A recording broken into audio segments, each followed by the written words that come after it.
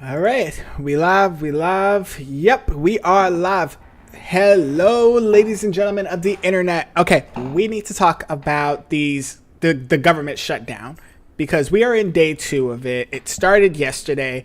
People are going crazy. News outlets have been just nonstop about this. And as your average person in the United States, I have no idea what a government shutdown actually is. So what we're going to do is I'm going to educate myself on what a government shutdown is, what is causing this current government shutdown. And we're actually going to be watching a couple of different videos from creators like CNBC, CNN, a couple of independent creators on what this shutdown means, how is it affecting people, and all of that. Because to me, as someone who is a regular citizen of the United States, a government shutdown has been something that's been threatened for a long time. I've seen it like years ago during the Biden. I seen it years ago during the Biden administration where they were talking about a potential government shutdown. Apparently, the last shutdown was back in 2018, and to me, this just seems like a bunch of hoopla between the left and the right and politicians just wanting to blame each other for everything. And if you look at this one, it's nothing different. The left wants to blame the right for causing the government shutdown and people being furloughed from jobs. The right's blaming the left for using the government shutdown as a ploy to get certain things passed, certain legislation passed. And all I care about as a U.S. citizen is the fact that this is leading to hundreds of thousands, probably even millions of people getting furloughed from their jobs, which means ain't no money coming in, and those essential workers that are still there are actually not getting paid to work. And I know this firsthand because one of my best friends, she works for TSA, and she told me every time that there was a threat of a government shutdown for the last, I think she's been with TSA now almost 3 years, about as long as I've been with my current job. She always says if the government ever shuts down, that means she's still gonna have to work, but is not getting paid until the government's back in session. And you know what's crazy? That doesn't affect the politicians because the politicians make well over 6 figures in their jobs. A lot of them have well over millions of dollars in the bank or in their net worth. But then you have these essential workers, these federal workers, your TSAs, your post office workers, everybody who works for the federal government. They're not making the amount of money that these politicians make. So they're the ones really suffering when the government shuts down. Politicians are fine. But, for the sake of needing to educate myself more on what this topic is, I decided to utilize AI. I've asked both ChatGPT, I've asked both Grok. I wanted to know exactly what a government shutdown means. I wanted to know what is causing this current government shutdown, and I wanted to know the effects that it has on people. So, going over to ChatGPT, I simply asked it this simple prompt. I said, can you explain to me the premise behind the government shutdown, including its effects on federal workers, general population, and the cause of the current shutdown that we're seeing today? Because, day 2 of this. And this is what I got back. The U.S. federal government operates on a budget set via appropriations bills passed by Congress and signed by the president.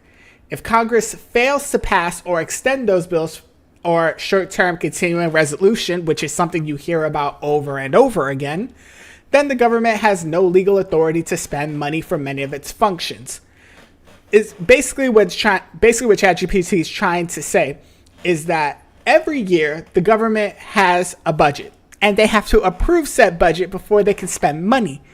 And if both sides can't come to an agreement on the budget, because I believe in Congress you need like 60 votes in the Senate in order to actually pass a bill or a continuing resolution or anything like that, they're not getting it.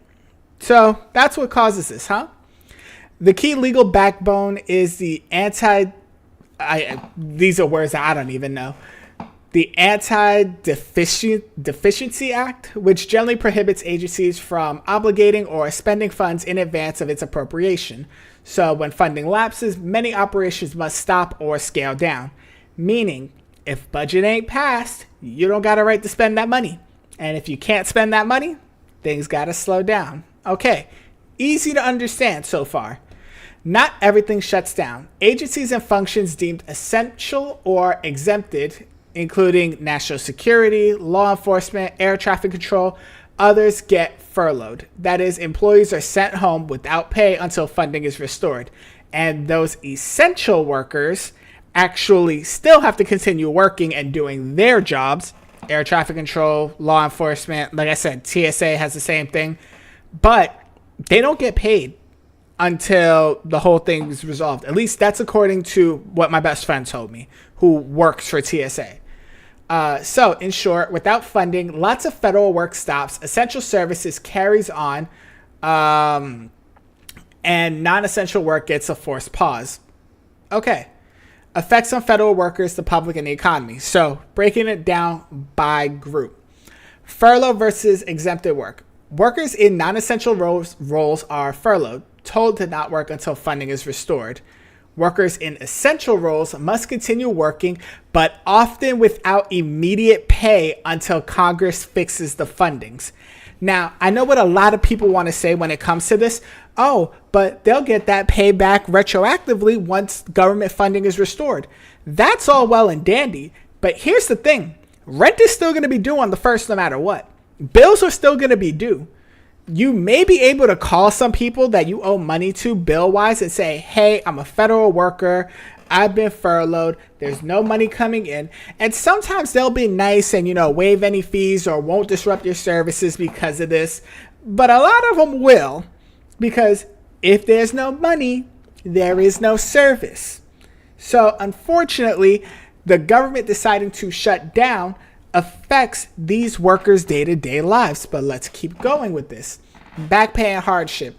In many past shutdowns, once funding returns, government has authorized retroactive pay for furloughed federal employees. We just spoke about that. That's all well and dandy. But that doesn't help them during the shutdown weeks themselves. Some will face real cash flow problems. Rent, bills, food. You still need these things to survive on a day-to-day basis. And what about an emergency fund? Well, guess what? Over 50-60% of people don't even have the money to cover a $1,000 emergency. And that's maybe one emergency.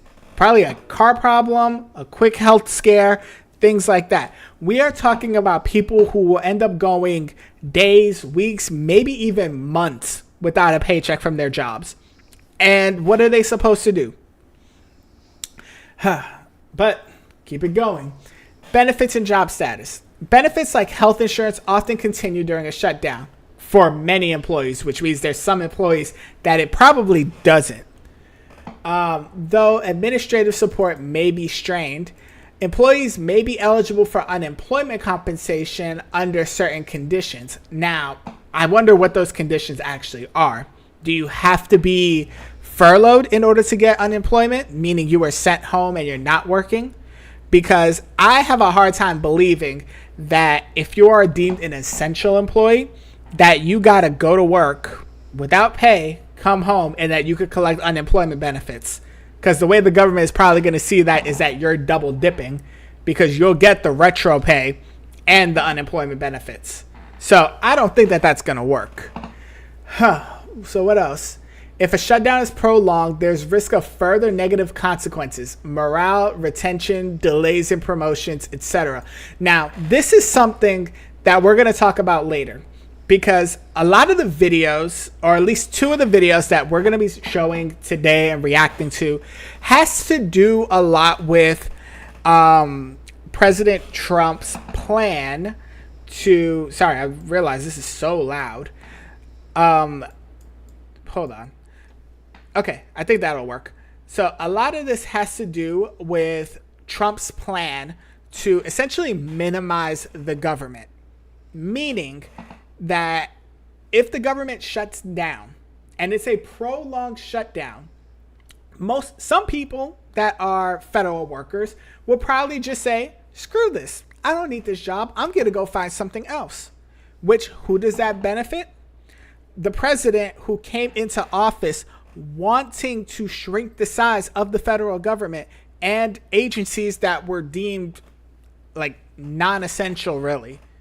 this is the same presidency that has also said that we're going to get rid of the Department of Education.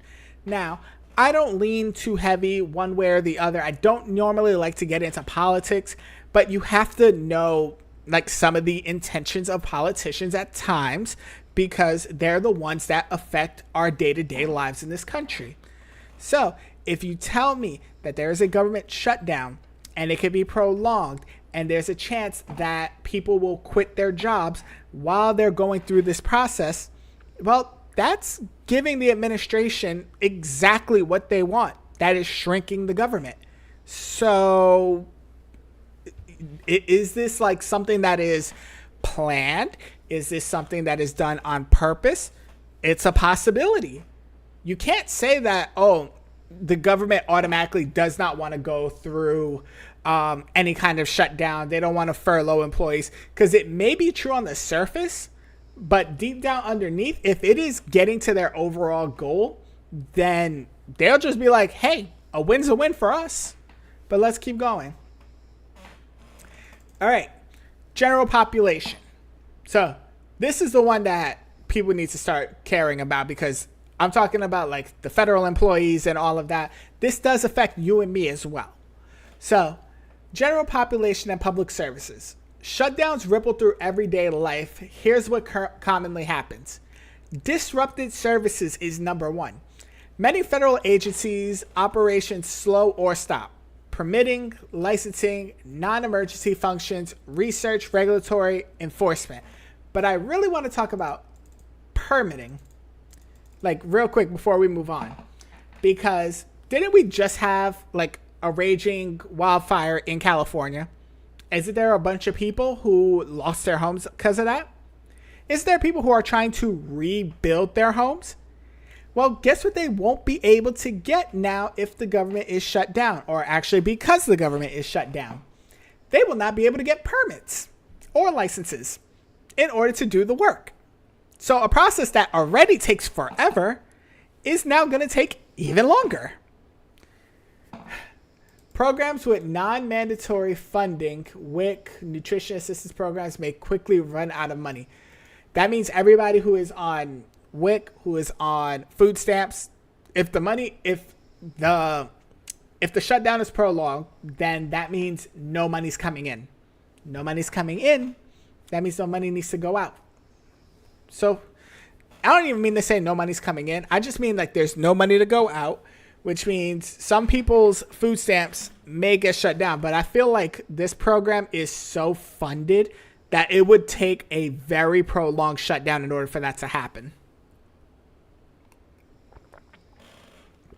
Ooh. Okay. What else? Passport, immigration, visa processing may slow down. Travel gets hit. TSA, air traffic control, CBP continue, but staffing shortages or absenteeism can cause delays, longer lines, or cancellations.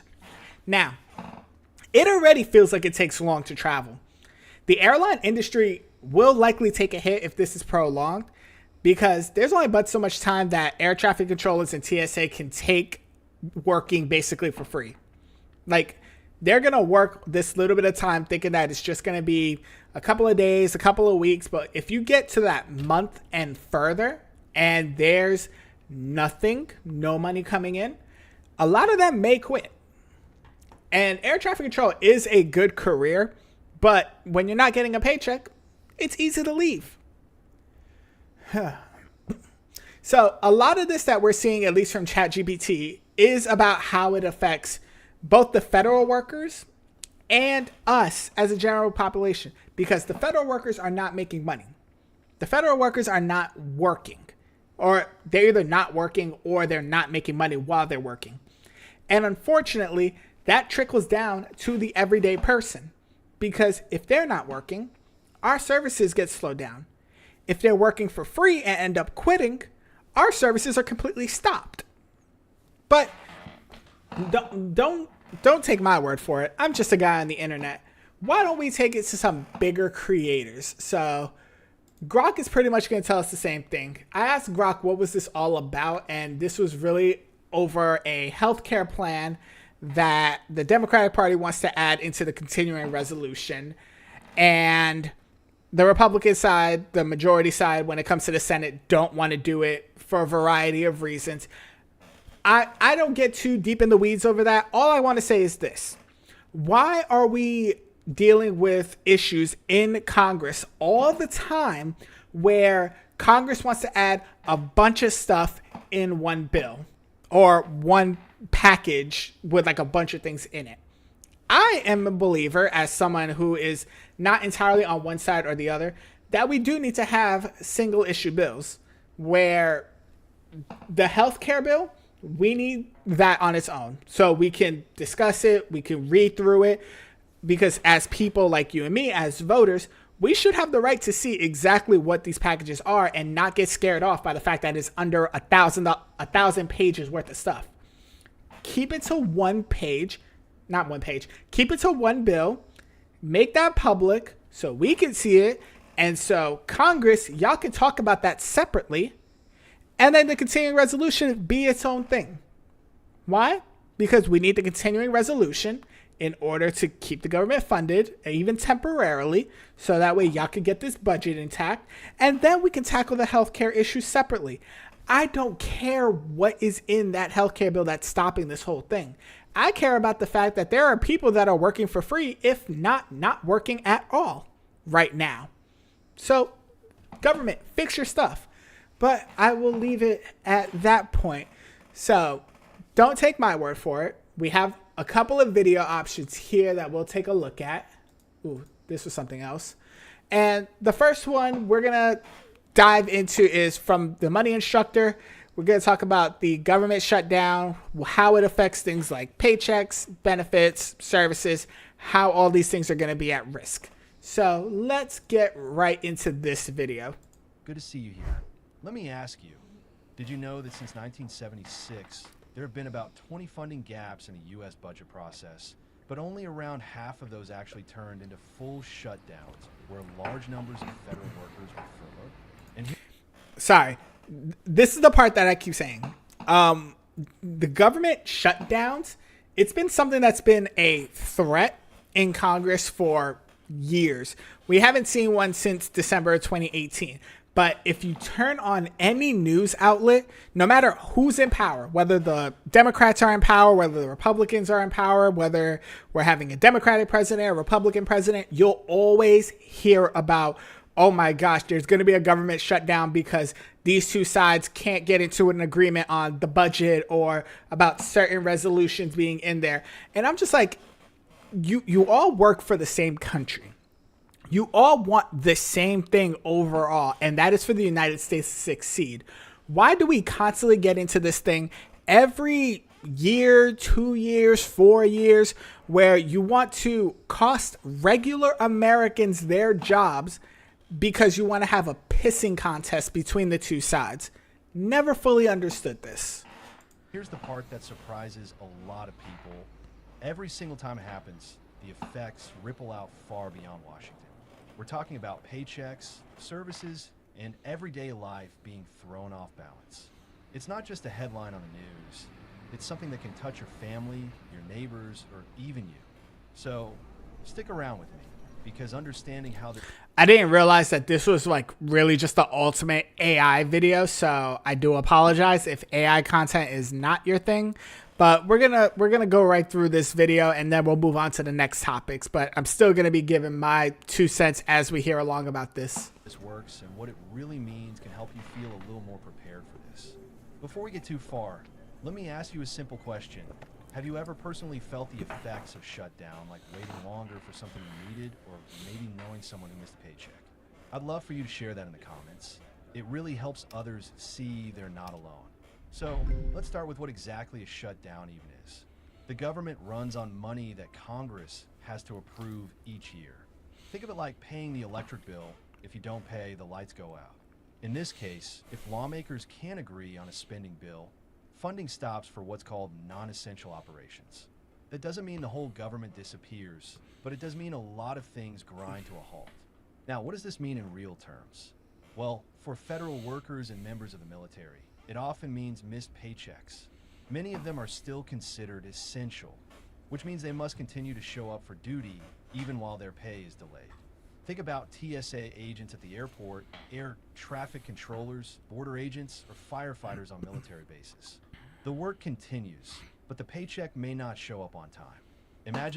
Now imagine this, being a TSA agent, and their hours, some of them can be horrible. Like, my friend is a TSA agent here in New York, and she sometimes works shifts that span from like 4 a.m. to 12 noon or 3 to like 11, shifts like that, where it's like either you're up at the crack of dawn or you're spending your entire day at the airport. And imagine doing all of that and not getting your paycheck for some time. Like, people like you and me, we get up in the morning, and I know everybody has felt this way at least once in their job, where you get up in the morning, you have that feeling like you don't want to go into work or you want to quit your job and all of this.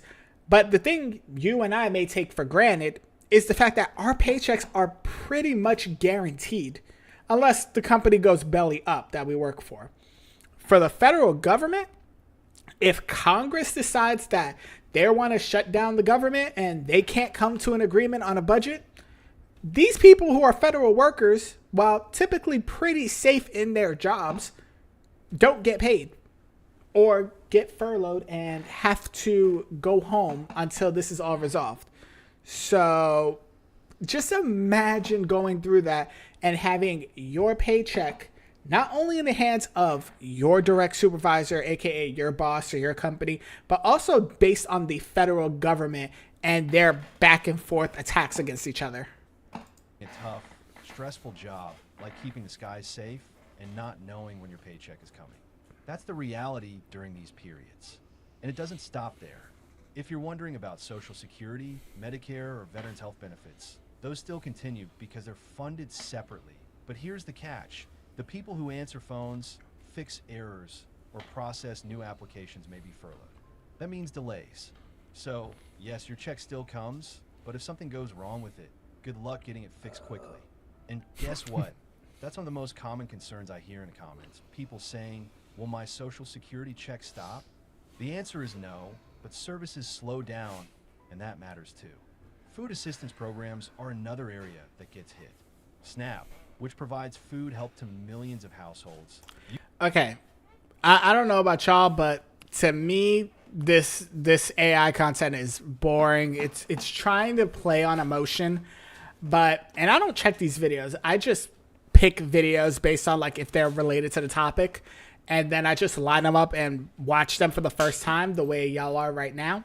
And I'm bored with this content already. So we're going to move on to Breaking Point, and we're going to actually hear a news outlet about what this shutdown means. And this was taken the day before the shutdown began.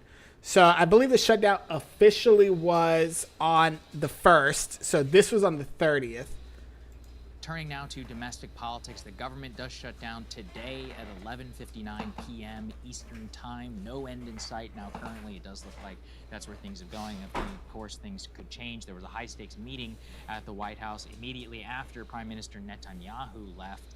The House Democratic Majority Leader and House Democratic Leader Senate Leader Chuck Schumer came to the White House for a quote negotiation, where basically the Trump White House told them, give us what we want, or you're going to shut down the government. The Democrats effectively said the same thing. Immediately afterwards, both sides kind of came to the microphone to lay out. And this is the issue I have with the government, period. Like, it's just a big old, like, contest to see who wants to be in charge. Like, why are we as a country on two different sides basically saying, give us what we want or we're going to shut down the government, or give us what we want or this is going to happen? Like, the problem I have when it comes to the U.S. on a political side, and this is the problem I have with politics, period. It's the fact that you could be a politician in the same country, but because of your internal beliefs or because of the beliefs of your constituents, or because of what side of the aisle you're on, you're automatically like in some kind of divided race against each other. You're competing against each other for power when your goal should be the prosperity of the country by which you represent. I don't understand how that is so difficult. But I think it's really because the people on each side of the aisle really feel like they have their own vision of how the U.S. should be run or how the U.S. should be. And unfortunately, you're like on this like picture perfect-esque thing that is never going to exist, no matter what side of the aisle you're on. Their view of everything that's going on. Here was the Republican response from the Vice President, J.D. Vance. Let's take a listen. We just had a very frank conversation with the Senate and House Democratic leadership. Look, the principle at stake here is very simple. We have disagreements about tax policy, but you don't shut that government down. We have disagreements about healthcare policy, but you don't shut the government down. You don't use your policy disagreements as leverage to not pay our troops, to not have essential services of government actually function. All right, so, yeah. Which, and I've seen a little bit more of that clip. I can't believe I'm saying this. I agree with J.D. Vance on this, and I just said it earlier. I agree for having single issue bills where Congress can make the decision on healthcare, on taxes, on whatever they want, but do it one at a time. I don't care if it takes longer, but I'm tired of hearing that things are at a standstill with the country, or that the government shuts down like it is now because you want to stack up a bill with like this, that, and the third on there. I don't understand what's the point of that. Funny to hear Republicans take that position now. Everybody, Everybody says it. Everybody said.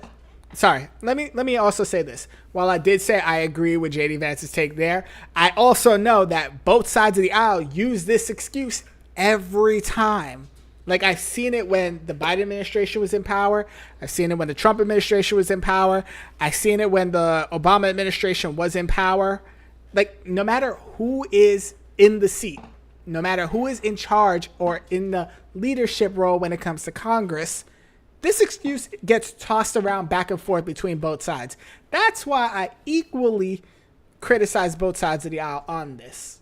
When they're in power, I don't even know what to say. I'm like, yeah, okay, whatever. That's what every executive has always said about a government shutdown, and what the opposition has always said. That is precisely the point of actually using your leverage of power. But anyways, here was Chuck Schumer, what he had to say in terms of what he laid out. Let's take a listen. He laid out to the president some of the consequences of what's happening in healthcare. And by his face and by the way he looked, I think he heard about them for the first time. The closing of rural hospitals. The fact that so many clinics are closing. And I don't know if he knew this before, but the fact that people will pay $4,000 more a year, $400 more a month, close to $5,000 more a year on their healthcare premiums if we don't do anything. And people don't know what to do. The average working family can't afford that. I told him how I met a mother who was crying to me because her daughter had cancer. And what has happened with healthcare, with what they have done, she's going to watch her daughter suffer and maybe die. And so he seemed to, for the first time, understand the magnitude of this crisis. And we hope he'll talk to the Republican leaders and tell them we need bipartisan input on healthcare, on rescissions into their bill. Their bill does not have they never talk to us. Thune didn't negotiate with me. Johnson didn't negotiate with Hakeem. And on the key issues, the Appropriations Committee, which has talked about 3 of the smaller bills, they're good bills, they said the appropriators couldn't agree and said, kick it up to the 4 leaders. They still haven't talked. Then deal with that separately. Again, I will keep saying this until I am blue in the face. This is what you represent. This country right over here. Your first priority is to make sure that this country is running effectively, efficiently, and striving. Why are we going back and forth about a health bill, which we do need to worry about? It is important. But why are we talking about this when at the same time of a government shutdown? We can tackle these separately at the same time. Congress, you guys take enough days where you're out of service, essentially. Why don't you come back to DC and you talk about both of these separately? You know, take a couple hours and talk about the continuing resolution. Take a couple hours to talk about healthcare reform. Why are you trying to stick all of this in one? I never fully understood this. Like, why is this like a thing?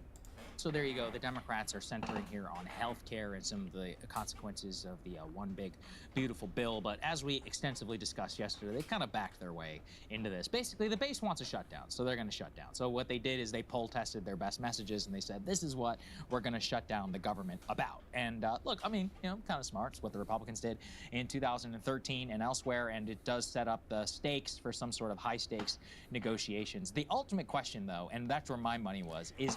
And this is the problem. You're using a government shutdown, and I say this on both sides. I say this against Democrats and I say it against Republicans. You use a government shutdown as a leverage tool for a negotiation when at the same time you are basically costing people their livelihoods, because those who get furloughed, those who are deemed essential and have to wait on their paychecks, they are the ones that are going to suffer on the day-to-day because you want to use this as a negotiating ploy. It's ridiculous. Will Chuck Schumer cave? And yesterday, he looked pretty close to caving. Let's put this up here on the screen just to give you all a little bit of a rundown of what happened. Initially, Chuck Schumer and his team came out and floated to the press that maybe what they would do is something called a 7 to 10 day CR. A CR is called a continuing resolution. What it would have done is continue to fund the government at the same levels for 7 to 10 days while they reach some sort of negotiation. However, immediately there was outrage from a lot of Democrats saying, oh my God, look, he's already caving.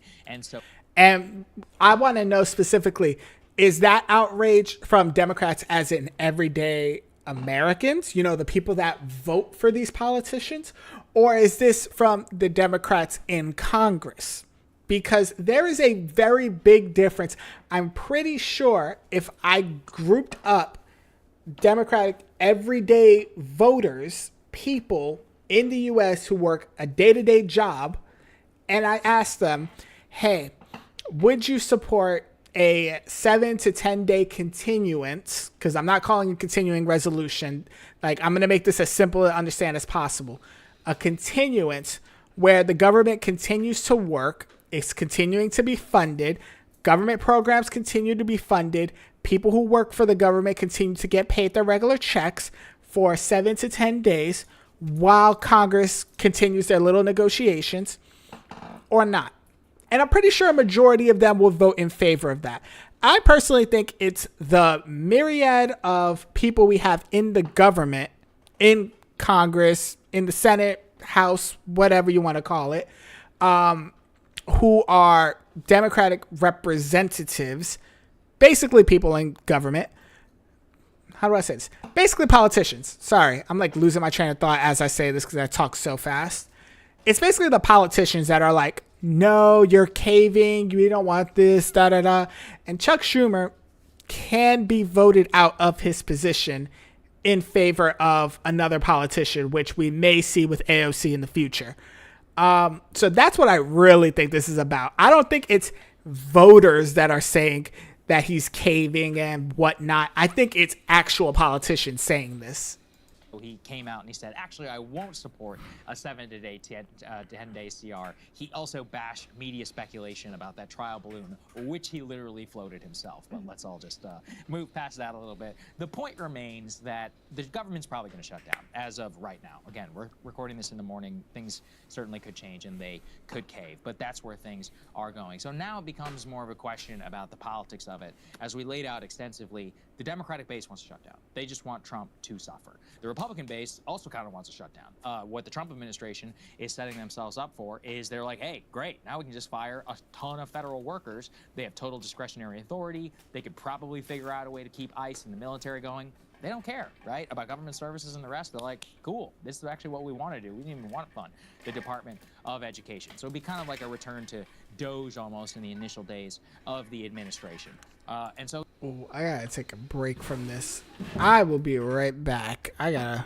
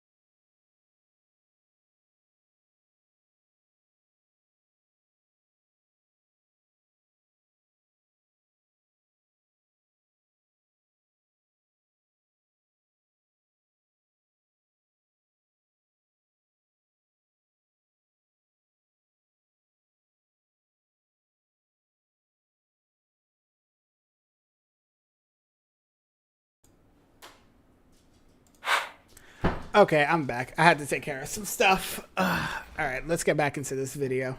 That is kind of what I think is going to be the biggest sticking point for a lot of the Democrats who are institutionally in power because, you know, they're addicted to norms and to institutions and to bureaucrats. And so I don't know. It's going to be an interesting one. I don't know how this one's going to shake out. Yeah, well, there's a lot to say about it. So first of all, it does feel like a bit of a role reversal because most of the shutdown fights have come from the Republican side, and they're the ones who really pioneered like the brinksmanship. It used to be just Completely agree. It is a government shutdown is just nothing more than a tactic. It's what each side uses, the ones that want the shutdown because they want to get something passed. And they make that threat in order to get people to actually give them what they want. sort of automatic, like, of course you fund the government. Of course you're not going to just have the government shut down. There was another, incident in the 90s, but by and large, it's been sort of like the modern Republican Party that has really pioneered this kind of like debt ceiling and government shutdown brinksmanship. And usually it's the Democrats who are out there warning, like, hey, if you do this, you're going to have all sorts of consequences, like things that people rely on for the federal government that are not going to be there for them. The longer that it goes on, the more tenuous those services become. So it's been kind of funny to watch like Mike Johnson go out and laud the importance of the federal government and all of these government programs. And, at the same time as literally today, 100,000 federal government employees are resigning because of that. You guys remember? 100,000 federal employees. Like 100,000 people quitting their jobs in the current job market that we're in, where it's ridiculously hard to even find a job right now, let alone find a job that has the same benefits and the same job security that working a federal job through the government actually provides. So that tells you just how ridiculous these things are, like these government shutdowns. Back in the day, that fork in the road email. Yeah. So there was the deal then was basically you get to not work and get paid for a number of months. That time period has expired. So today is the day that 100,000 federal government employees are resigning, and were essentially, sort of like pressured to leave the government. So, and that gives the Trump administration exactly what they want. They want a shrinking government, which is like an essential pillar of more conservative voters and more conservative bases. They want limited federal government intervention, which means smaller federal government. What's a way to make smaller federal government? Is having people quit, resign, mass layoffs, things like that. If you remember the election, Vivek Ramaswamy really he really leaned hard on shrinking the federal government, basically saying like he would even go as far as to make it based on your social security number. If the last digit on your social security number was an odd number, goodbye, even number, you stay. And that's like a 50% shrinkage right there, supposedly. But this is what I got. This is basically leaning into what I said earlier. The 100,000 people quitting is exactly what this current administration wants, because they want a smaller, more limited government. So shut down, even though it's bad, even though I think it's hypocritical on both sides that they are talking out of each side of their mouth on whether they want or don't want a shutdown, it's ultimately giving the current administration exactly what they want, exactly what their goal was. This has been a very radical administration in terms of destruction of core government functions. That's been a lot of what they've been about. Russ Vought, of course, as being one of the primary architects here. Elon Musk was the public face of it, obviously, with Doge. But a lot of this work, even as Doge has faded into the background, has continued. And Russ Vought said very clearly, like, he wants to make government employees suffer. He wants to put pressure on them and get them to leave and force them out and cut their jobs and all of that. So that has been continuing apace. They see it, people on his side see this as another excuse to accelerate the stripping of government and the firing of government employees that they aren't particularly fond of to begin with. Havana. Over here, girl. Sorry, our dog gets a little nervous around people when people are at the door. So at the same time that you got the Mike Johnsons of the world out there singing the praises of various federal government programs, behind the scenes, the actual work that is being done is to gut those programs and make them sort of fall apart. Yeah, it is kind of ironic. Yeah. Because look, they obviously want to shut down. They would love. What do you think? What do we know about the first Trump administration or the second Trump administration? They love unilateral power, right? Well, the shutdown, in a lot of ways, as I explained for the Obama administration, you have almost unilateral power in how to decide how to shut down. So, for example, you get to decide who's essential and who is not. If you're not from DC, this is a fun game where people who are, quote, essential still have to come to work, whether they are being paid or not. But everybody who's not essential, you get to hang out. A lot of the bars around here do like shutdown happy hours. Let's be honest, a lot of federal government employees like it because they get back pay and they don't have to work. And so what happens is that it kind of becomes this great game of the executive, who gets to decide and not. This time around, they're like, listen, we're just going to fire people because it gives us authority to basically come in and say, well, in order to keep with the budget, etc., that's what we're going to do. Russ Vogt, as you said, he's the... That's even worse, honestly, where if you're intentionally basically saying like, oh, yeah, well, we can't come to a resolution. So instead of furloughing you, instead of having you deemed essential so you could work and we'll retroactively pay you later, we're just going to fire you. That is horrible. Budget director actually went on Steve Bannon's show to lay some of this out. Let's take a listen. I don't think anyone should be afraid of a government shutdown. I managed it for President Trump. We made it as painless as possible, consistent with the law.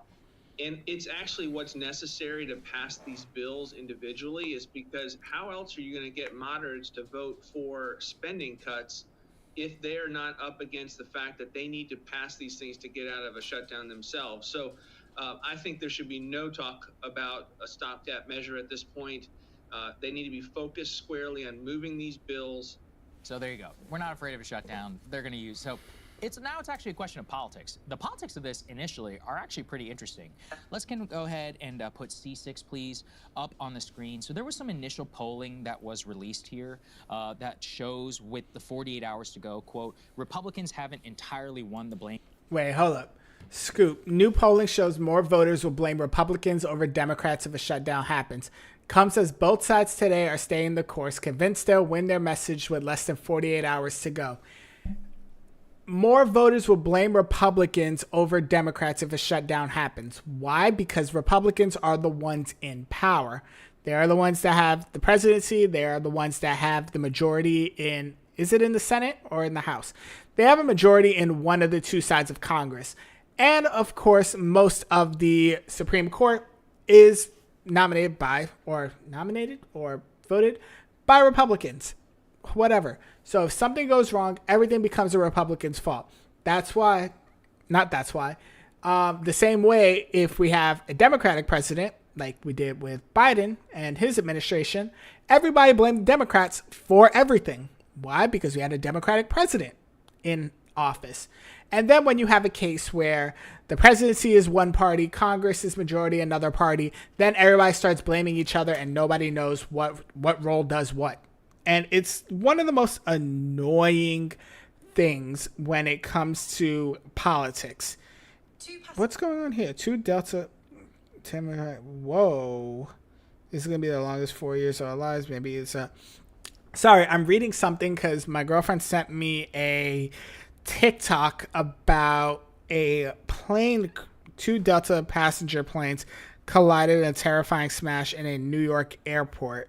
And I bet you the comment sections are about the shutdown and people who are quitting with air traffic control and all of that. Listen, if those passenger planes were actually in the air, that simply means that air traffic control told them they were clear to take off, or we just didn't have enough air traffic controllers to help guide them. I'm not going to blame one party or another for that. I'm just simply going to say that this is the result of a shutdown, and this is a result of the entire political climate. This is politicians wanting to play games, and these are the results of the games that they want to play. Game with voters.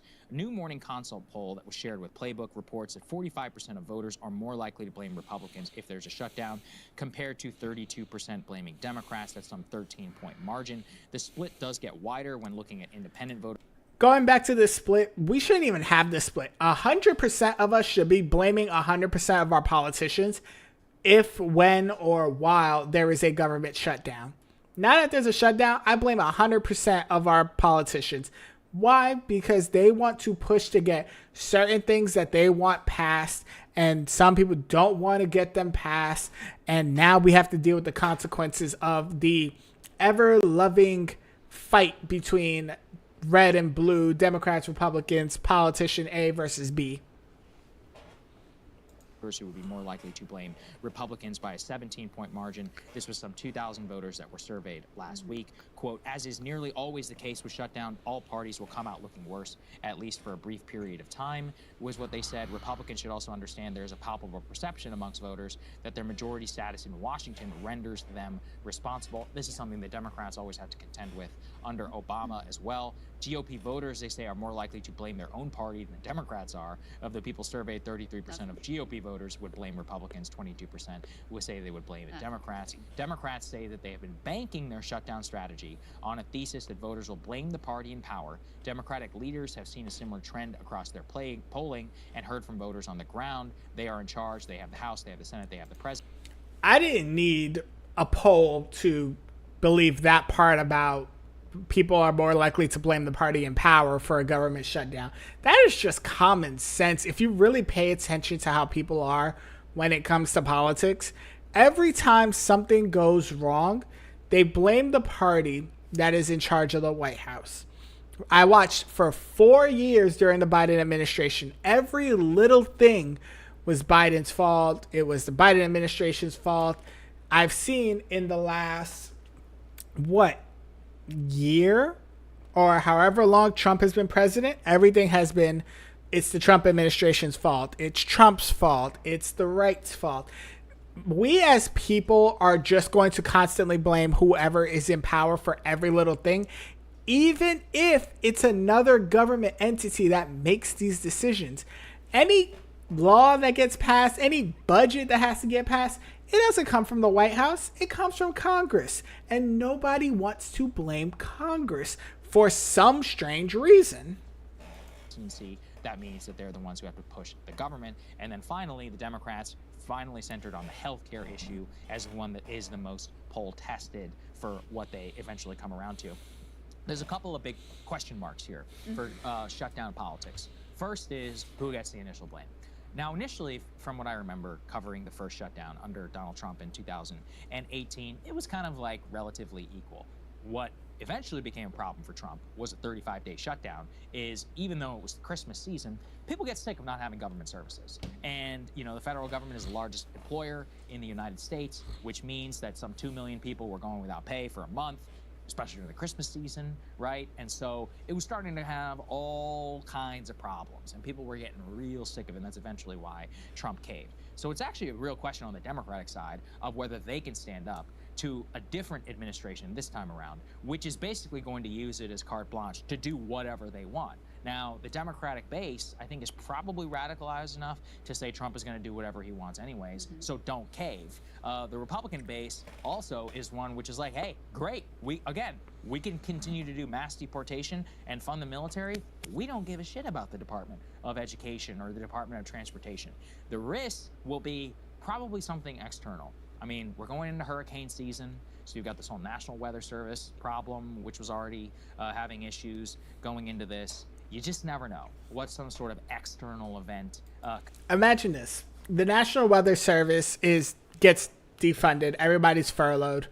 Maybe they're deemed essential and they still work, or maybe they're all sent home. Then you don't have people that can tell where the hurricanes are projected to go. Then when the hurricanes hit, then you don't have funding for FEMA unless FEMA's deemed essential. But that means the workers are good, but there's no money for the supplies that are needed. So things trickle down, and we can go down the rabbit hole of like worst case scenarios. I like to keep it more neutral on how it affects people on a day-to-day process rather than a worst case scenario when it comes to like hurricanes, floods, wildfires, things like that. But both sides can be true.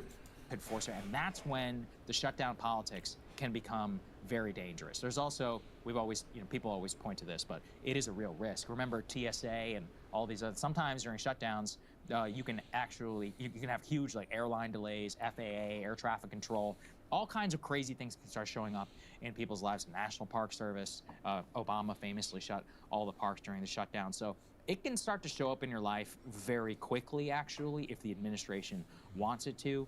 And that's where I just have no idea where the politics is to go. Why would the Democrats cave? They have no incentive on their base other than an institutional love for the bureaucrat, or if Trump is going to try to break them, which I would not put past the current Democratic Party. So, but I guess there's a more moderate Republican faction also, which is like, hey, a lot of normal people like government services. A lot of people use the government every single day. So you have no idea how that will look like as well. The other question is whether the Democrats will hold up troop pay. That's always a big one. They probably won't. Everyone almost always funds the troops. There's like certain things like that. The question is whether Republicans would allow that to go through. So there's all kinds of I would hope that you're still paying like the troops and our military if you can, because that's going to be messed up. You expect them to defend this country and to take a bullet for us, quite literally and figuratively. And you expect them to live with not getting paid. That's ridiculous on my end. Nations that remain. Well, and who doesn't get paid? Yeah. Who would likely be essential and continue working but doesn't get paid would be ICE. So they definitely are going to keep Democrats working. definitely, have taken note of the fact that the ICE thugs in the street would not be getting paid. Yeah, but they're going to get their back pay eventually whenever it comes but back. That's not fun to miss your paycheck for a while. For no, sure. it certainly isn't. Keep in mind, though, that they're not going to fire them. Any of these namby-pambies who are working in the DOE, you people are the ones that are going to be out on the streets. They're already out. So not all of them. Education has already been broadly shut down. I mean, but that gets to the point of like the Democratic base. The Democratic leadership has tried to split the difference between what they think is the most politically palatable, broad message around a shutdown that puts Republicans on the most defensive, and what the base actually wants. What the base actually wants, yes, they care about healthcare, but what they really feel like is you should not be funding a fascist government. They would like to see conditions like the National Guard needs to be withdrawn. ICE agents need to be required to have their faces revealed and not be masked up. They want to see those sorts of, NSPM 7 needs to be like those sorts of checks on the Trumpian authoritarian crackdown is what the base actually wants. Yeah, but that's not going to happen, right? Well, but they're not in power. Like, it's like you lost the election, you have a minority status. Like, why would they agree? I'm just explaining what the view is, Sagar. Sure, So that's where the base is. Okay. The leadership is saying, like, we want to find the most poll-tested, friendly way to go about this that's going to put the GOP in the most difficult position. That's why they've settled on healthcare. Which is why I say government shutdowns is a strategy. It is not a case of, oh my God, we can't make a deal, so we're just going to shut down because we can't come up with a budget. No, it's that, hey, our polls say that this is what our people care about. This is what we can say we want to demand to get one up over on the other party, because if we get shut down, they're the ones that are going to look like the bad guys. I hate political games, especially when it affects everyday people. Now, there is a tongue-in-cheek way where you can, not tongue-in-cheek, geez, I'd be like losing some of my wording sometimes, but there is a case where you can blame the everyday voter because we're the ones who vote these people into Congress. Yes, and in a way, I will agree with you on that. But it saddens me when these people are in office and they play games because they want to one-up each other, not caring about the fact that you are affecting people's day-to-day lives. An irony here, too, because actually Republicans, in a sense, would be doing themselves some favors to just go ahead and fund this healthcare stuff that the Democrats want, because it's a genuine political problem for them that you have massive Medicaid cuts in the big beautiful bill. You have, rural hospitals, many of them threatened with closure because of the funding cuts there. And then you have these skyrocketing premiums in the ACA that is going to hit some 20 million plus Americans at the end of this year. And all of those are important. I'm not saying that those are not important. What I am saying is let's talk about those things separately.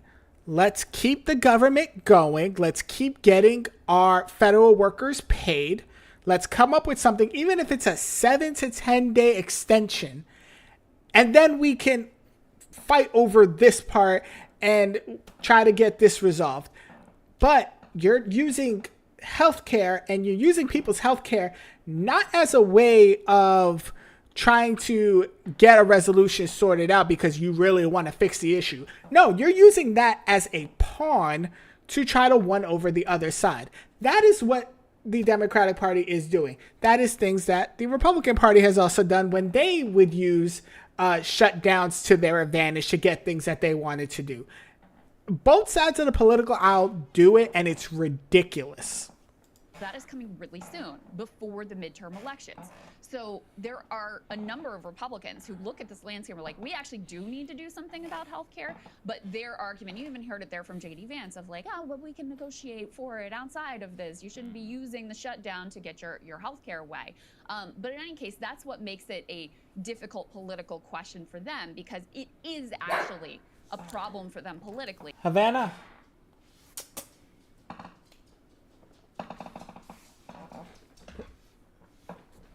Nobody's at the door, girl.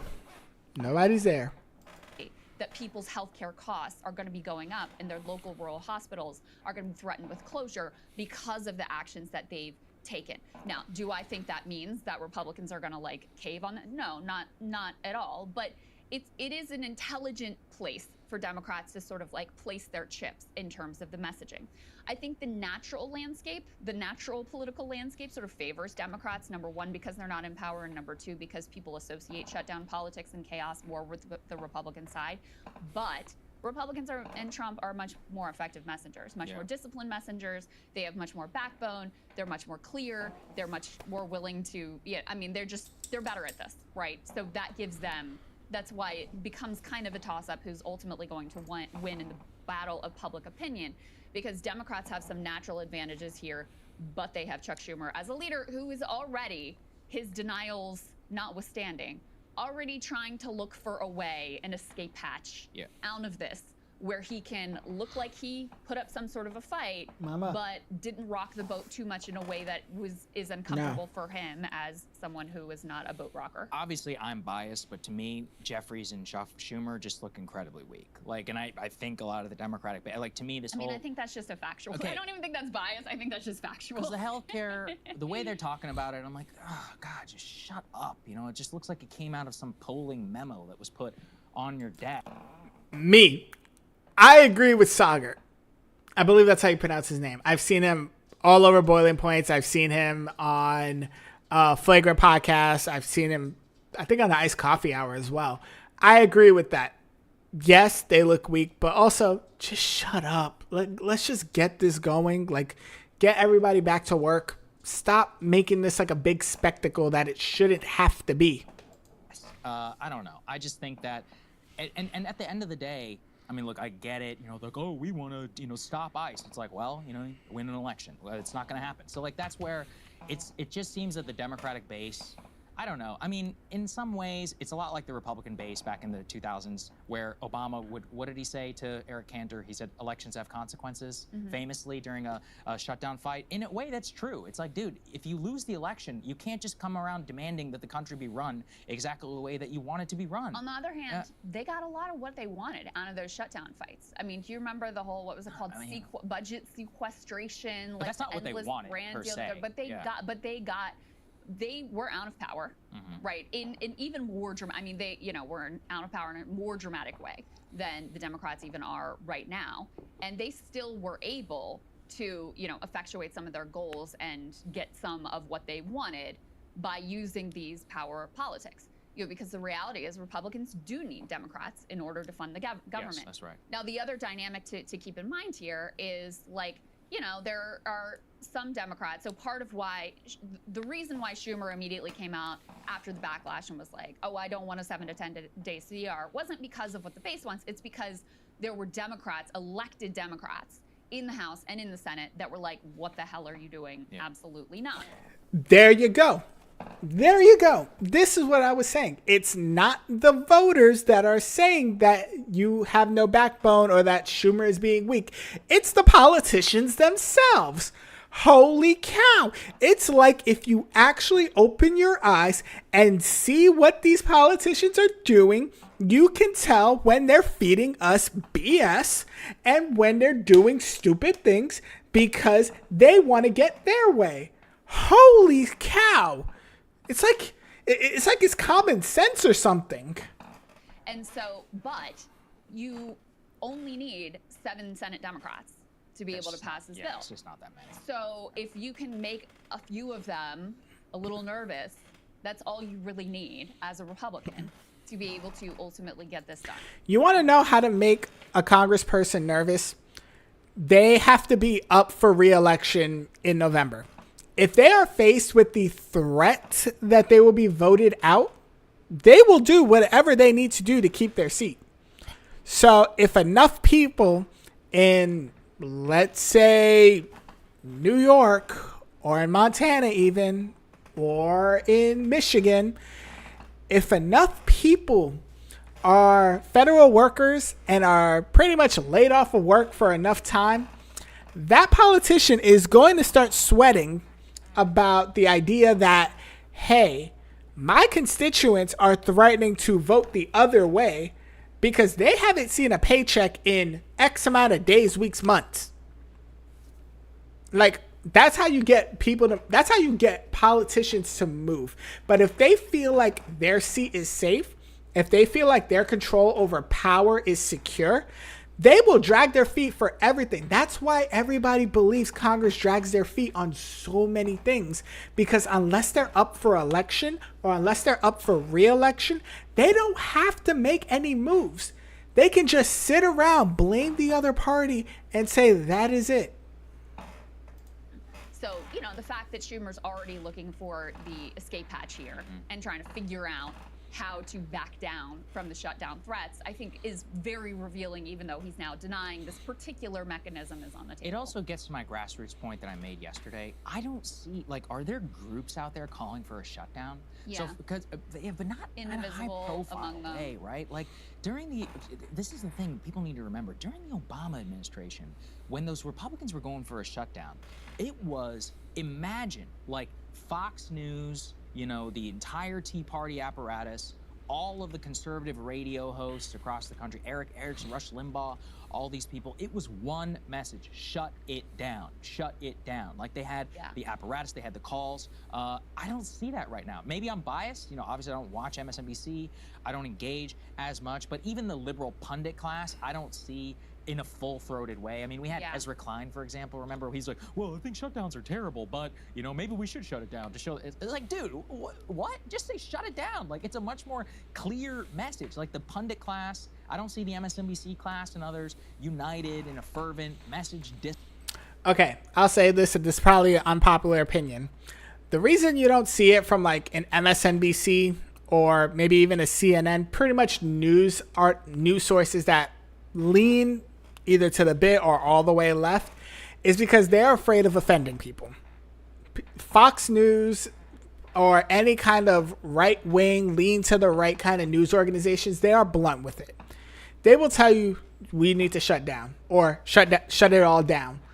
And the people that lean to the left are a little hesitant on that because their base, their audience, are people who feel like you need to, like, really watch what you say, because anyone and everyone can and likely will feel offended about something.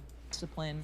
That's kind of why I would put my money on the Republicans for this one, because they're clear. They're like, look, we want to fire these people. We're just going to fire them. And so, you know, at the end of the day, we're going to call your bluff. You people love bureaucrats so much. Come and save them then, you know, if you want to come and fund the government. I would probably put my money on that. Well, and this is where it gets back to what I was saying about what the base actually wants them to fight on. Yeah. And so I think you're right that there's definitely not as much of an organized and, like, clear, like, you know, the Tea Party position was oftentimes, you know, completely unreasonable. They wanted things like balanced budget amendments, and we're not going to increase the deficit or the debt whatsoever. And this is all just, like, preposterous given the basic math of what was going on here. But they they were sort of locked into a clear goal, and they had organized around it, and they had Tea Party movements across the country and all of that. And you're right, the similar like parallel organizations and institutions don't exist on the Democratic side right now. And I think that some of the energy that could be around the shutdown fight is also undercut by the fact that rather than the leadership going for the things that the Democratic base really wants, which is, like I said, to stand up against some of the like authoritarian overreach of the National Guard in the cities and things like that, it's sort of because it's this like poll-tested healthcare thing. Again, not to say it's not important, not to say that people don't care at all. That's just not the thing that is highly motivating the Democratic base right now. Right. And so that also saps some of the energy that they could be getting from the grassroots around a strategy. Whereas if they were, you know, if they were going more in that direction, I think you would see more of that like organic support. The other thing I would say is like they just didn't particularly message around this at all until like 3 days ago. So, you know, that makes it difficult to rally grassroots-based support when they don't know what you want, where you are. Like there is no leadership coming from the top of the Democratic Party for people then to rally around. I just don't get the Democrats. I really don't, because Mitch McConnell. Neither do I. It's like, what are you guys doing? Mitch McConnell, the most honest thing he ever said in what was it, 2009, right after Obama's inauguration, and they're like, "Are you going to work with Obama?" And he's like, "No, I have one job: it's to make sure he doesn't get reelected. That's it. That's the whole job." It's so that's why balance, but it's all bullshit. Okay, like it was all just wrapped up, as many Democrats said at the time. They don't actually care about any of this. Yeah, you're right. They wanted to wound the president. They wanted to inflict pain on the administration and to make sure that they caved in some way so that the Republican base could feel like they were doing something about it. That's it. I mean, I'm not quite sure yet what the base is so animated about. In terms of my neighborhood, the no king signs are everywhere. That seems to be like the uniting thing. Fine, whatever. But my point is just when you look at Chuck Schumer and all of those people, they don't talk that way. Like, you know, they're poll testing. They're not coming out and being like, we hate Trump, you hate Trump, we're going to do everything in our power to make his life hell. That seems to be that's the uniting message, right? Correct. If you're a Democratic base. Yes, correct. You know, if you're an anti-ICE poster and you're some no kings boomer lady who lives in my neighborhood, there you go. You're together, right? On that one. It's the most uniting message. And yet they're like, it's not just the poll testing. I don't know. I just see such lack of organization. I also see lack of stars. Where is Buttigieg? You know, he's doing Andrew Callahan's Patreon, you know, and the guy, we don't even have to hear what he has to say. Where is Chris Murphy? I just interviewed the guy. He's made a couple of comments. He's not on MSNBC the way that Mike Lee and Ted Cruz were. I mean, these guys were firebrands. Emily, by the way, did an incredible monologue with her and I on the show about the shutdown fight. And she pulled a bunch of clips back from 2013. Everyone should go watch that if you're interested, to mirror what their successful playbook was and how they were able to rise to stardom. Yeah. I don't see a single Democratic senator doing any of that. That's a good point. I'm like, where is the leadership? Like, where, even Bernie, where are you, dude? Like, you should be laying stuff out. Barnstorming, podcast scene, everything should be united around this. Things are disparate. You know, you said indivisible. I didn't even know. I definitely knew that about the Tea Party groups. Remember the Moms Against Obama? You know, like all the Moms for whatever organization. I'm even blanking on these names. It's been so long. But I mean, the Tea Party chapters were genuinely like across the country. Yeah. Your point about the stars is an interesting one too. And this again comes from the very poll tested, like, let me sort of triangulate what the best place is for us to make our stand, because then you don't necessarily have people in the coalition, like elected leaders in the coalition, who are like, this is my thing, this is where I'm going to make my stand, et cetera. And so in the Tea Party era, you had Ted Cruz, you had Mike Lee, you had Paul Ryan was there in the mix, Jim Jordan, Mark Meadows. Like, you knew who these people were, and they were constant hardline spokespeople rallying the troops to the cause. And you don't have anything really approaching that on the Democratic side, partly because it's, they were very unified behind two things. One, let's just fuck up Barack Obama's presidency, and number two, like this fiscal austerity thing that, of course ends up. And the whole point that I'm getting off of the last couple of minutes of me watching this is, once again, the whole point of threatening a government shutdown is to get what you want, A, but to also hurt whoever is in the White House, B. You heard him say it was the same thing with the Obama administration. Same thing with Trump's first administration. Same thing with the Biden administration. And it's the same thing that's going on now. Politics is a game of games, I should say. It's kind of like being in a real life version of Alice in Borderlands. There's all of these mini games that are going on with politicians, whether it's with billionaires or with billion-dollar companies or with them just not liking the opposition on the other side. It is so ridiculous even calling it opposition because, like I said in the very beginning, their job should be to prolong this country and to make it as effective, as efficient, and most importantly, as productive as possible. But it seems like all politicians nowadays, maybe even for decades even, or even longer than that, all they care about is keeping in power and making the other side look bad. And that is horrible because, unfortunately, that means that we pay the dividend for that. We're the ones, people who are on the ground level, everyday people in the United States, are the ones that are paying the bill for politicians wanting to play games with each other. Being nonsense, but that's what they were all very committed to at that moment, right? And you just don't have that same sort of direction within the Democratic Party where the leadership is aligned with what the base wants and is consistently messaging on, you know, a few core things that the base really wants to see them fight on, even if they know that it's kind of like a losing battle. They just, I think you're right, that really the energy is just they want to make things difficult for them. That's right. They want to put them in a difficult position and you know, for their leadership to get caught fighting. And that has yet to happen. Look, I mean, you can't absolve, you know, I just checked Bernie's timeline. He doesn't have a single tweet about shutdown. Like, what are we doing here? You know, like, where are you people? You're not on TV? Like, you know, AOC, all of them. I don't know what it is. It's like some weird Norm's brain virus that has infected all of them, where they've attacked the. It's like they don't want to be called out for hypocrisy. By the way, guys, I don't even think JD would care about saying this. He was tweeting about shutdowns 2 years ago. Right. He was like, why wouldn't we use shutdown to compel? Why wouldn't we use the power that we have to shut down the government? How could they use the shutdown about leverage? Like, how dare they? Right. Nobody's going to be like, oh, but the hypocrisy. The hypocrisy politics they're dead. Right. You know, not everyone's a hypocrite. Get over it. Yeah. Right. Exactly. They don't care about that. So why do you?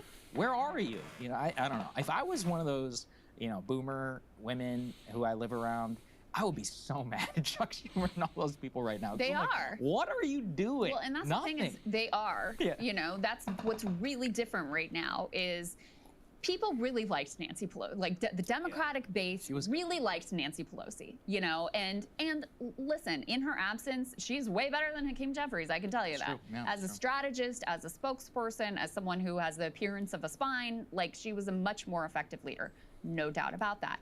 And it just, I don't know, there was a different moment. Now there is a real sense that the Democratic leadership has capitulated, that they've led them, you know, them off a cliff, that they have decided just to like curl up in fetal position rather than fighting, as Trump has ramped up his attacks in a much more aggressive way than we ever saw in Trump's 1.0.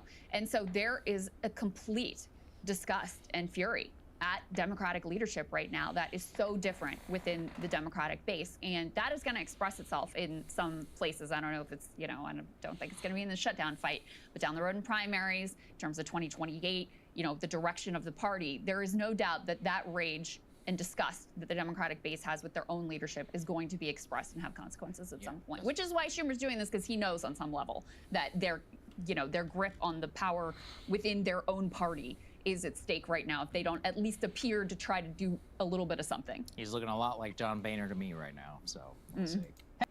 It's ridiculous, if I'm being honest. This whole government shutdown thing is not going to be good, but I'll be curious to know how it does lay out over the next coming days, weeks, months, even if this does last.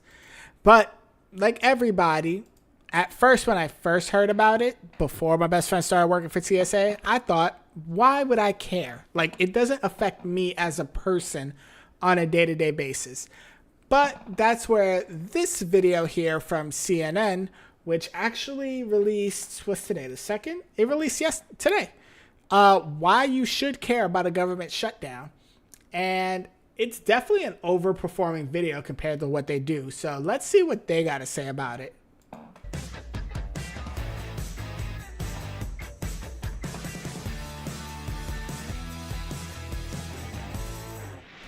What's up, everybody? Rise up. Today is Thursday, October 2nd. Also National Custodial Workers Recognition Day. They say a tidy space helps us keep a tidy mind. We owe so much to the people who help keep our schools, offices, airports, grocery stores running smoothly. So be sure to give them a high five, fist bump, or hard hands today. Let them know I appreciate you. A lot of news to get to, not a lot of time to do it, so let's get to it. We begin in our nation's capital of Washington, D.C., where the federal government has shut down for the first time in more than 6 years. It comes after Congress failed to reach a funding deal to keep the government open by their October 1st deadline. It is unclear exactly how long this shutdown could last, as lawmakers on Capitol Hill remain divided on key parts of a deal to end it. What is clear, however, is that many government services and workers could now be affected. We're talking potentially even the folks who deliver your mail. Let's bring in our Betsy Klein for a closer look at what and who this shutdown could impact. Hi, Betsy. Hi, Coy. Well, the U.S. government officially ran out of money when the clock struck midnight on Wednesday. And that means that all the money the government spends every single day on programs affecting all Americans has been shut off. Now, the U.S. Senate and House of Representatives are working around the clock to reach a deal to fund the government, but there's still enormous disagreement on how to get that done. When the government is shut down, nearly 3 million federal workers immediately stop getting paid, and that puts an enormous burden on many federal workers, especially those who live paycheck to paycheck. Now, some of those workers are deemed essential, which means they have to work without pay, and some are furloughed, which means they are forced to take a break from working. I'll be honest, probably comment down, like, which one would you rather do? Would you rather be furloughed and basically sent home and say, yeah, you're not working until the government is back on its feet and the money's rolling in again? Or would you rather be deemed essential and have to work, but you're not going to get paid until the budgets come back? If you ask me, I'd rather be furloughed, because I would rather be sent home and be told, hey, come back when the budget is done and we're good to go. Because at that point, I could just get another job while you're dealing with that furlough. I could go for Uber Eats, I could DoorDash, I could do whatever it takes to make sure that there is some income coming in. But if you're going to tell me that I still have to come to work and my paycheck ain't coming, that's time I'm wasting coming to work for money that is not going to be paid until the government decides that they want to get their stuff together. That's horrible. And I know that for certain that people who are deemed essential workers and that they have to go through this as their reality are going to be sick of this, and they're going to eventually quit themselves and go find something else. Because you're not going to tell me that I'm going to have to work for this time because people that are sitting all day in Congress can't seem to make up their mind on whether or not that they want to pass a budget. It's just insane.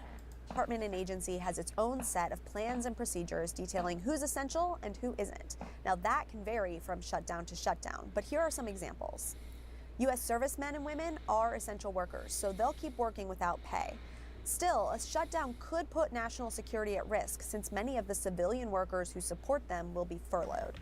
And while TSA agents and air traffic controllers are all essential workers, many of them can't afford to work without pay. The last time there was a shutdown, they can't. Like, I've seen TSA agents make like what, 40, 50,000, which, okay, if it's a single person, but if you have a family, you can't really do that. And a lot of people live paycheck to paycheck. They can't survive off of that money alone. So how do you think they're going to survive when the money's not coming in on time? Down back in 2019, there were major delays at airports across the country because many had to call out sick just to find other ways to make money.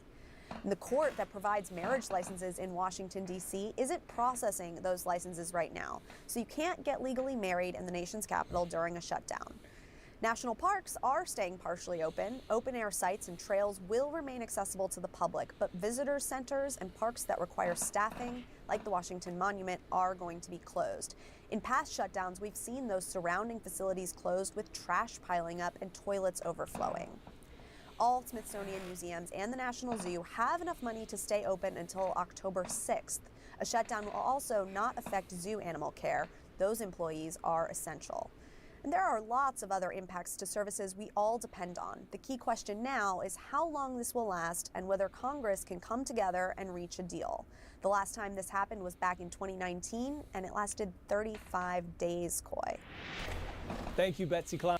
I feel like if you ask me how long this is going to last, because how divided we are as a country and on both sides of the political aisle, I could see this beating that 35 days.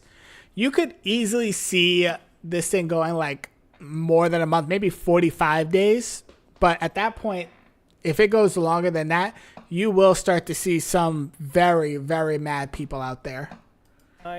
Next up in weather news, a rare pair of hurricanes spinning side by side. Whoa, whoa, whoa. You're going to give me hurricane news now? Nah, yeah, we're done with this video. Okay, so apparently this, start that over. So apparently this shutdown is supposedly different from ones that we've had prior. Now, while I do agree that a lot of the time shutdowns are just threats to get what they want, let's see what CNBC has to say about why this is so different. Now, I will say I will take this with a grain of salt because CNBC does tend to lean left with a lot of their news articles.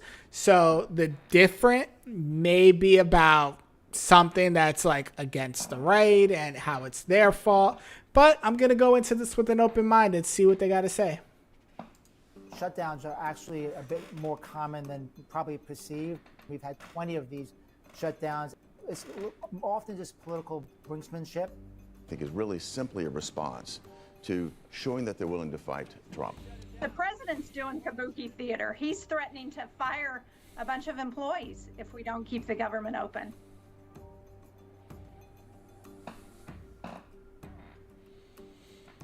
Federal government says shut down on October 1st. Democrats are really trying to make this fight about health care. But Republicans are betting that they won't be successful, that people will just see Democrats as holding up a shutdown, potentially leading to a large-scale federal layoff.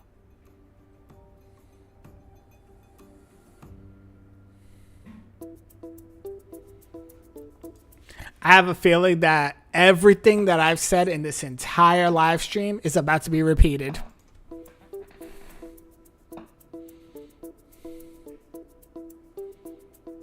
The fiscal year starts from October 1st and runs all the way until September 30th of next year. So every year on September 30th or around this time, there's a question whether or not the government is going to be funded. We are going to give them every opportunity to vote for a clean CR. For Republicans, it's a time to show that Democrats are blocking the way to keeping the government funded, trying to paint them as Oh, Lauren's in the chat. Hey, Lauren, it would have broken my heart if my children refused to support the same presidential candidate as the Jan 6 rioters. I made sure they voted for someone who was found liable for sexual abuse. Lauren, Streamlabs, it's okay. Lauren, I completely get where you're coming from. And I do get it because growing up in my family, we grew up basically learning to vote a certain way. And listen, I get it. You vote for how you want to vote. If your children, you want to raise them however you want to raise them to vote, that's perfectly fine. I don't care who anybody votes for personally. If you want to vote left, vote left. If you want to vote right, vote right. If you want to vote Trump, vote Trump. If you want to vote Kamala, if you want to vote Hillary Clinton, if you want to vote AOC, because I feel like she's going to be up for election in 2028, that's perfectly fine.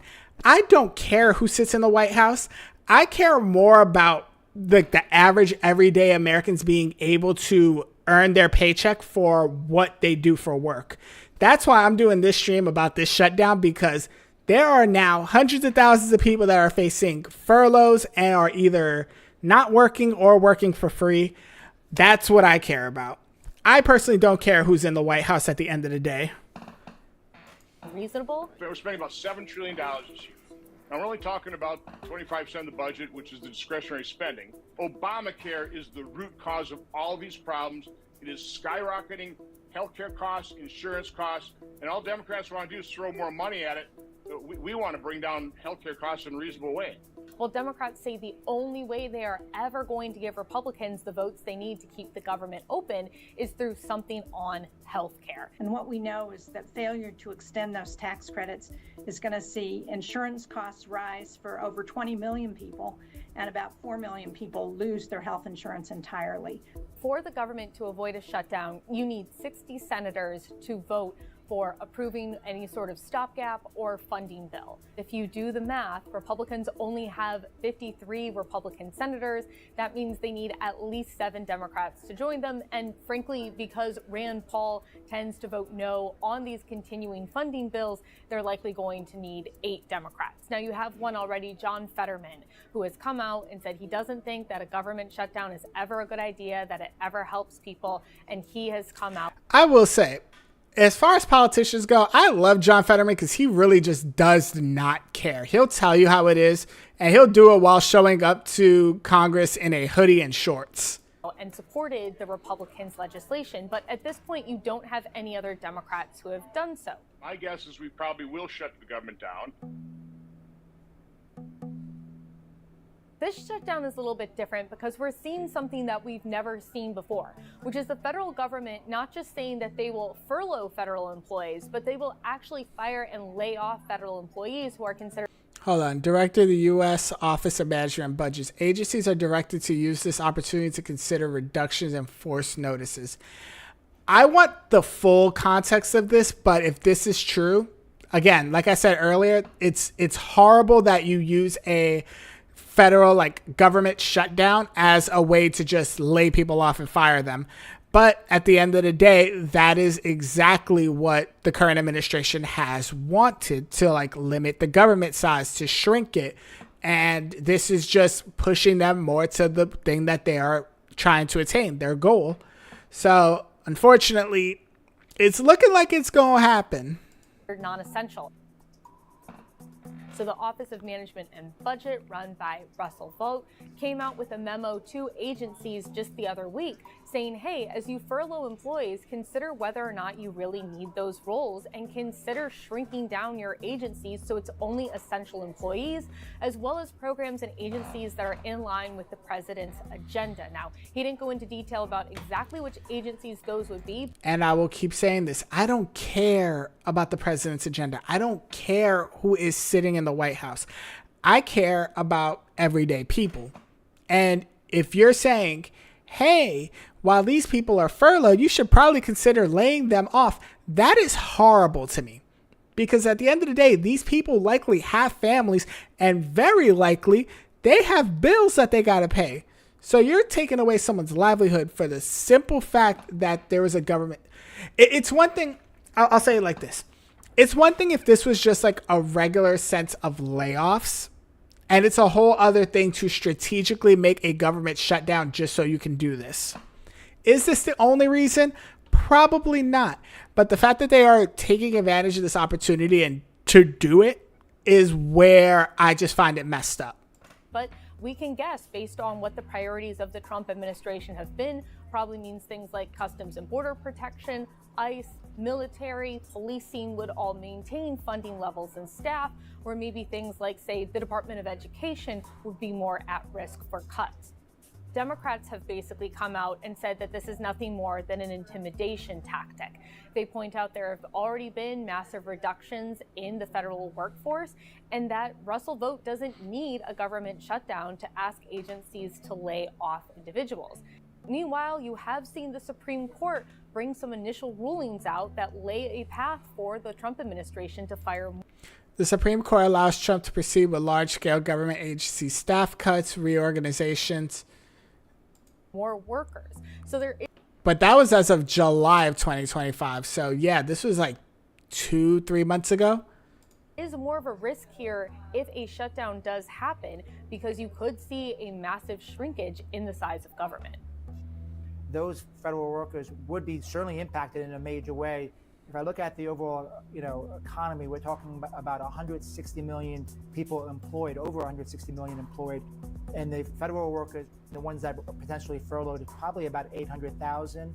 This big debate about the employment picture and inflation, and if we go into a government shutdown, some of that data releases, even the upcoming employment report, would potentially not come out. So all of a sudden, you have the Fed heading into a meeting with less information, which is already, a difficult decision. I mean, I think what would happen is that the Fed would start looking even more on outside private data, but it certainly complicates things at a time where there's a lot of tension in the Fed's mandate and that employment versus the inflation side. I mean, obviously, it's a big deal for the government employees that are furloughed or fired, but from a broader economic perspective, not so much. The economy tends to take a little bit of a short-term hit during the shutdown, and then there tends to be a rebound thereafter as well. So you're seeing the kind of the same picture play out in financial markets. When you look back historically, leading up, there tends to be a little bit of volatility, but during the actual shutdown, the market has actually been about flat. When it comes to the FAA, airlines, you usually see longer lines for planes when a government shutdown is going on. The U.S. Travel Association estimated that during a shutdown, about $1 billion for the travel industry has lost a week. That's from flights, that's from rail, that's from people not visiting U.S. parks and national monuments, which are closed during a shutdown. Would it be smart for the government to avoid having to do shutdowns by automatically continuing funding when they get to this point? Probably.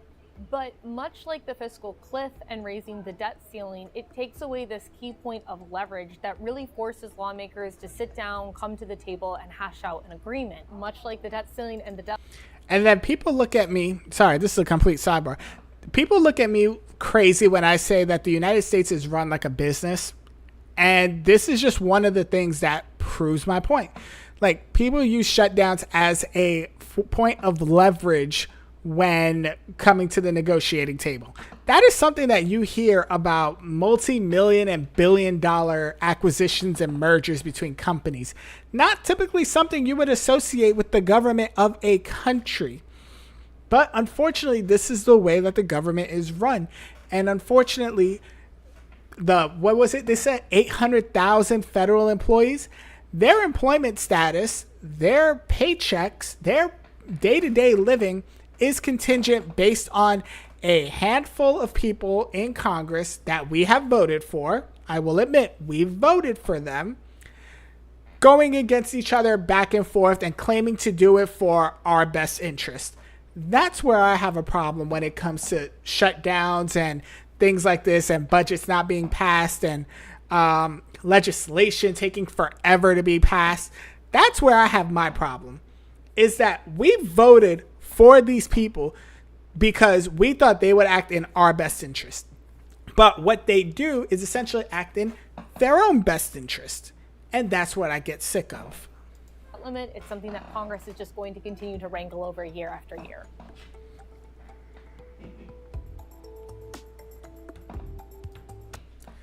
Any old ways. I do want to go back to that comment about this one right here from Russell Vogt. I definitely want to get the full context of this because, again, it just tells me whether or not it's messed up. VOUGHT. I'm asking Grok this one. Can you give me the context of Russell VOUGHT comments that agencies whose employees are being I'm a horrible speller, so don't mind me for this. Should consider firing them and shrinking their agency. I just want full context of this. And this is something I implore everybody to do. If you see something, because a lot of these news agencies will just put clips in to make it sound as bad as possible. Take the time to actually, something didn't go as planned. Okay, well, I'm going to run it through ChatGPT then.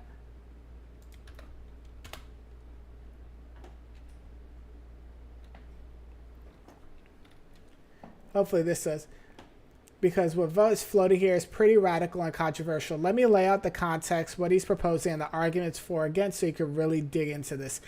I do my ChatGPT whenever I'm doing anything for like live streams or video content, so it knows that like the reason I ask a lot of questions is so I can get context for these videos. So let's see.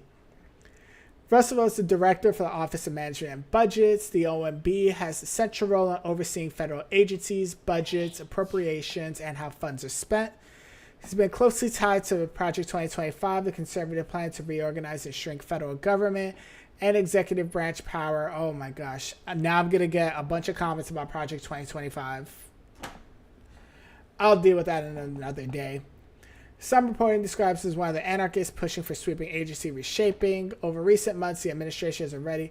Okay, but I want to know the context of what he said. What exactly did Vogt in the White House say or imply? Okay. OMB memo sent ahead of the shutdown. Agencies were instructed to prepare reduction in force plans. These plans would go beyond simple furloughing and move towards permanent cuts, eliminating positions entirely, especially in discretionary programs that lapse in funding or are not aligned with the priorities of the administration. Ideas at the shutdown, some agencies are part of them whose funding is disrupted, could see entire job lines permanently eliminated rather than being temporarily suspended. Vogt and the White House have suggested that when employees are furloughed, it's an opportunity to reconsider which roles are truly necessary, implying that some can be fired outright instead of paused. There are proposals floating to fire as many as 16,000 federal workers in the near term. That's according to the Washington Post. The White House, in defending this, has argued that the president has constitutional authority over the executive branch staffing and that the RIFs are accepted or permissible under the supervision. Additionally, Trump and Vogt have tied cuts to which agencies get to stay and which are Democratic agencies. See, this goes to my point that they're using this as like an opportunity to basically achieve a goal that they set. I don't believe you should be able to use shutdowns for these things. I say it to the left. I say it about the right. It's messed up because you're basically playing around with people's livelihoods. And unfortunately, that's just how governments want to roll and want to play things out. And unfortunately, because a lot of us don't pay attention to politics on a day-to-day basis and only pay attention to politics when we are either watching the news or it's time to vote, we don't see some of these things happening. And unfortunately, once you see it, you can't unsee it. Or when you see it the first time, you think, oh my God, it's this party that's doing the wrong. No, it's both. Both sides literally do this every couple of years or every year when it comes to the government shutdowns. They use a shutdown to their advantage to get the things that they want to get done. Or if a certain administration is in power, they want to get something done on their own, they will use whatever means they have in order to make sure that their job is completed. It's messed up. I know I'm stumbling on a lot of my words, but it's because I've said it for the last hour and 45 minutes on this live stream. It shouldn't happen. It's wrong, but unfortunately, this is how the government likes to play its cards, and people are not seeing this. All right. We talked a lot about the people who are being furloughed or the people who are deemed essential and are basically having to work for free.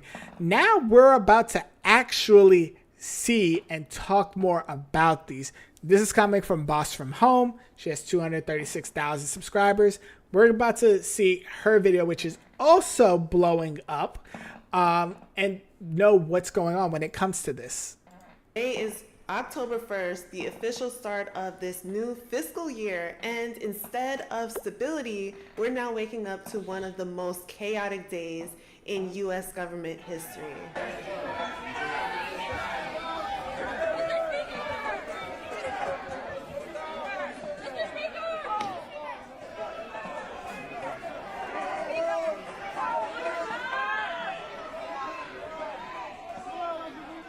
So not only are we facing a government shutdown, but over 100,000 federal workers are resigning today under a program that was designed by the Trump administration.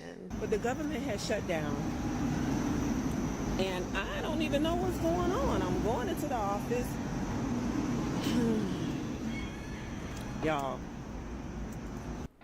Government shutting down. You're going into the office and likely not getting your paycheck until 30 days from now.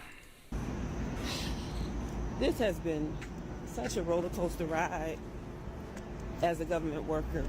I've worked for the government for 35 years, and I love my job, and it was always like the safest place to work as far as security, you know. So for this to be happening is like, wow. Now, we've been through stuff like this before, but there was never threats of layoffs and things like that. So for that to be in the air is like, wow. It's real, real crazy. And so this is being called the largest mass resignation in U.S. history. And the ripple effects could actually hit everything from Social Security offices to the Department of Veterans Affairs. And yes, the job market too. And as someone who was a part of the Great Resignation back in the Panini times, this movement feels like deja vu all over again, but on a massive national scale. So stick around because I'm going to be sharing some TikToks from federal workers. But I will say, before we get into the actual, like the actual reactions and the TikToks and all of that, I will say this. The difference between the Great Resignation and what we are probably going to see during this government shutdown is the fact that the mass resignation was due to the pandemic, but it also caused a massive employee market where essentially you were able to job hop and go and find roles every couple of months or so that was willing to pay you 2, 3, 5 times even more than what you were currently making.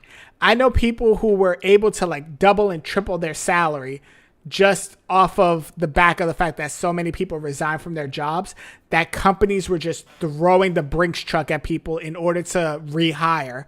The difference now is that we are in a massive employer market. Jobs are not easy to come by. You can see TikToks of people who have applied to hundreds of jobs and have not been able to get a single call back. And on top of that, you're going to add another 100,000 people who are going to be entering the job market because they're going to leave their jobs. And guess what? A lot of these jobs, if it's true what the government is going to be planning to do, those jobs will not exist, which means there is no jobs to be filled in that area then. So what we're going to see is an influx of people entering the job market along with the people who are already in the job market for the very limited amount of roles that are out there. So I will keep telling people, if you want to quit your job, whether it's a federal job or a regular job in the private sector, please have a plan ahead of time. Don't just quit because the vibes are wrong or you don't like your manager or all of these reasons. Have another job lined up or have significant amount of savings because this job market is just going to be more difficult if these 100,000 federal employees actually quit and enter the marketplace itself. On the ground, breaking down what all of this means for you guys as the job seekers and asking the real question here. What happens to everyday Americans when the government workforce disappears overnight? Okay, day one of being furloughed, guys. So I just got an email saying that I've been placed on furlough status. However, during this period, I may be contacted at any time and instructed to perform specific expected work. So I'm not getting paid. I can be on call basically, and I can't go on a cruise because I was like, oh, maybe I'll go on a little vacation or something. And that's the reality for so many people who are furloughed but deemed essential workers. They're going to be like on call 24/7. You have to go to work, but guess what? You're not going to get paid until the government resolves their things with the budgets. So you're dealing with people who are essentially stuck. This person here wanted to go on a cruise. That's one way to think about it.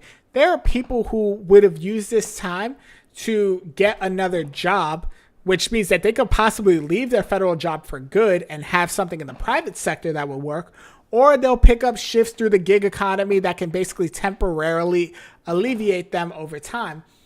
But unfortunately, they can't.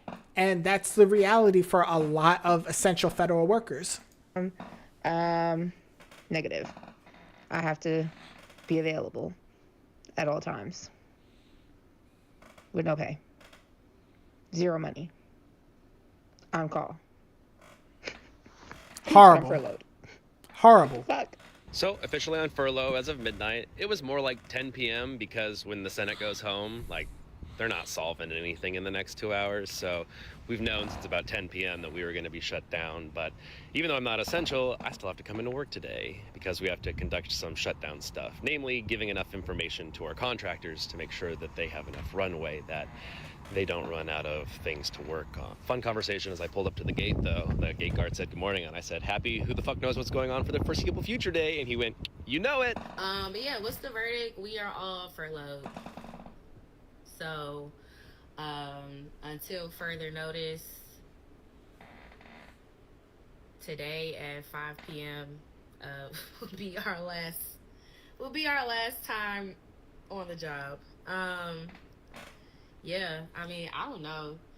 It's crazy, like, being an adult and life just be coming at you fast, bruh. I swear to God. And I feel like life has just been smacking me. Like, this year, I feel like it's been smacking me. It's been very real. So, I mean, this isn't something I ever thought that would happen, but it's happened. It's happening to a lot of people. I feel like a lot of people who, like, this is their first federal job. Like, here's the thing. Federal jobs are, like, advertised to us as, like, one of the safest jobs you could get. I remember this specifically when I was always told to apply for the post office because the benefits are great. The pay might not be the best, but the benefits are great. It's one of the safest jobs you could get. Federal work is pretty much safe from, like, economic issues, any kind of things of that sort. Like, any kind of, like, mass layoffs you would see or instances where a lot of people lose their jobs, it's typically in the private sectors. It's very rarely in, like, the public sector, in the federal government, or anything like that. But what they don't tell you, and you wait until you experience this for the first time, is that when Congress says that the government is going to shut down, that's when this becomes a reality for people. And this is when a lot of people, where this is their first go around with it, actually experience it for the first time or hear about it for the first time. They don't know that these things are going to happen or that these are possibilities until it actually happens. I remember this hearing my best friend who works at TSA. When she didn't know about how shutdowns work and all of that until she was already in the process of joining TSA. That's when it came out, like, hey, if the government shuts down, you still have to work, but you're not going to get paid. Or if you're not essential, you're going to be sent home and you can't come back to work and you're not going to get paid until we solve this issue. Unfortunately, a lot of people go through this on the federal side and they have no idea about it until it actually happens to them. And, you know, I just gotta make it work, keep it moving, and focus on what I can control, which is how I spend my time, how I intend to, you know, live my life and sustain myself beyond this job. I'm glad I already paid my rent. I will be getting a paycheck next. Wait, hold on. I gotta take care of something real quick. I will be right back.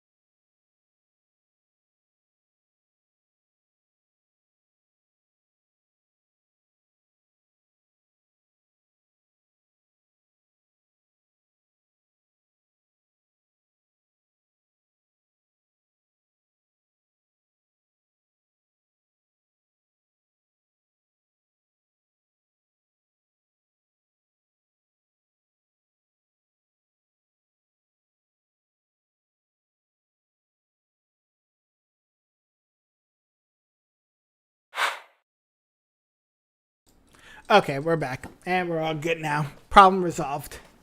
Gotta go back to this. It's Friday. Yeah, after that,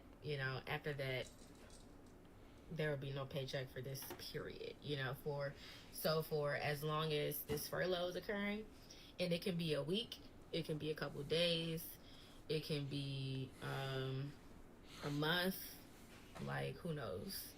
And the worst part about it is while all that's happening, bills are still due. Bills got to be paid. Rent's got to be paid. Mortgage got to be paid. Food got to be bought and put in the fridge. That's what makes it worse. This is why I keep saying, like, Congress is messing with people's day-to-day lives by doing this. This is more than just, oh, we want to get this certain piece of legislation through. No, it's about the fact that real people who have real jobs through the federal government are basically being put out of work because of this.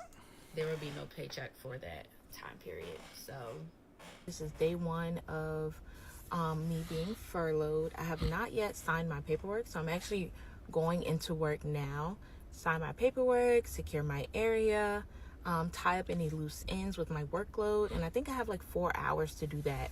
So I'll be handling that for the greater part of the morning. And then after that, I believe I'm just going to be doing whatever I please. Hopefully it only lasts about a week or so, because I can't really see this. I can't really see me being like as non-stressed as I am now. Havana, there's nobody at the door. If this lasts beyond like a month is probably like the most that I am prepared for at this time. So I pray to God that it does not last any longer than that. I'm hoping it doesn't last longer than a month, but compared to the last time that there was a government shutdown, which was 2018, which was under Trump's first administration, I believe, and the fact that that one lasted 35 days, and unfortunately the division between left and right, Democrat and Republican, has just gotten worse to the point where I do believe we're probably going to see a longer thing than this. Captain's log day one. As a non-accepted, furloughed government employee, signed my counseling paperwork, created a wicked, awesome out-of-office message.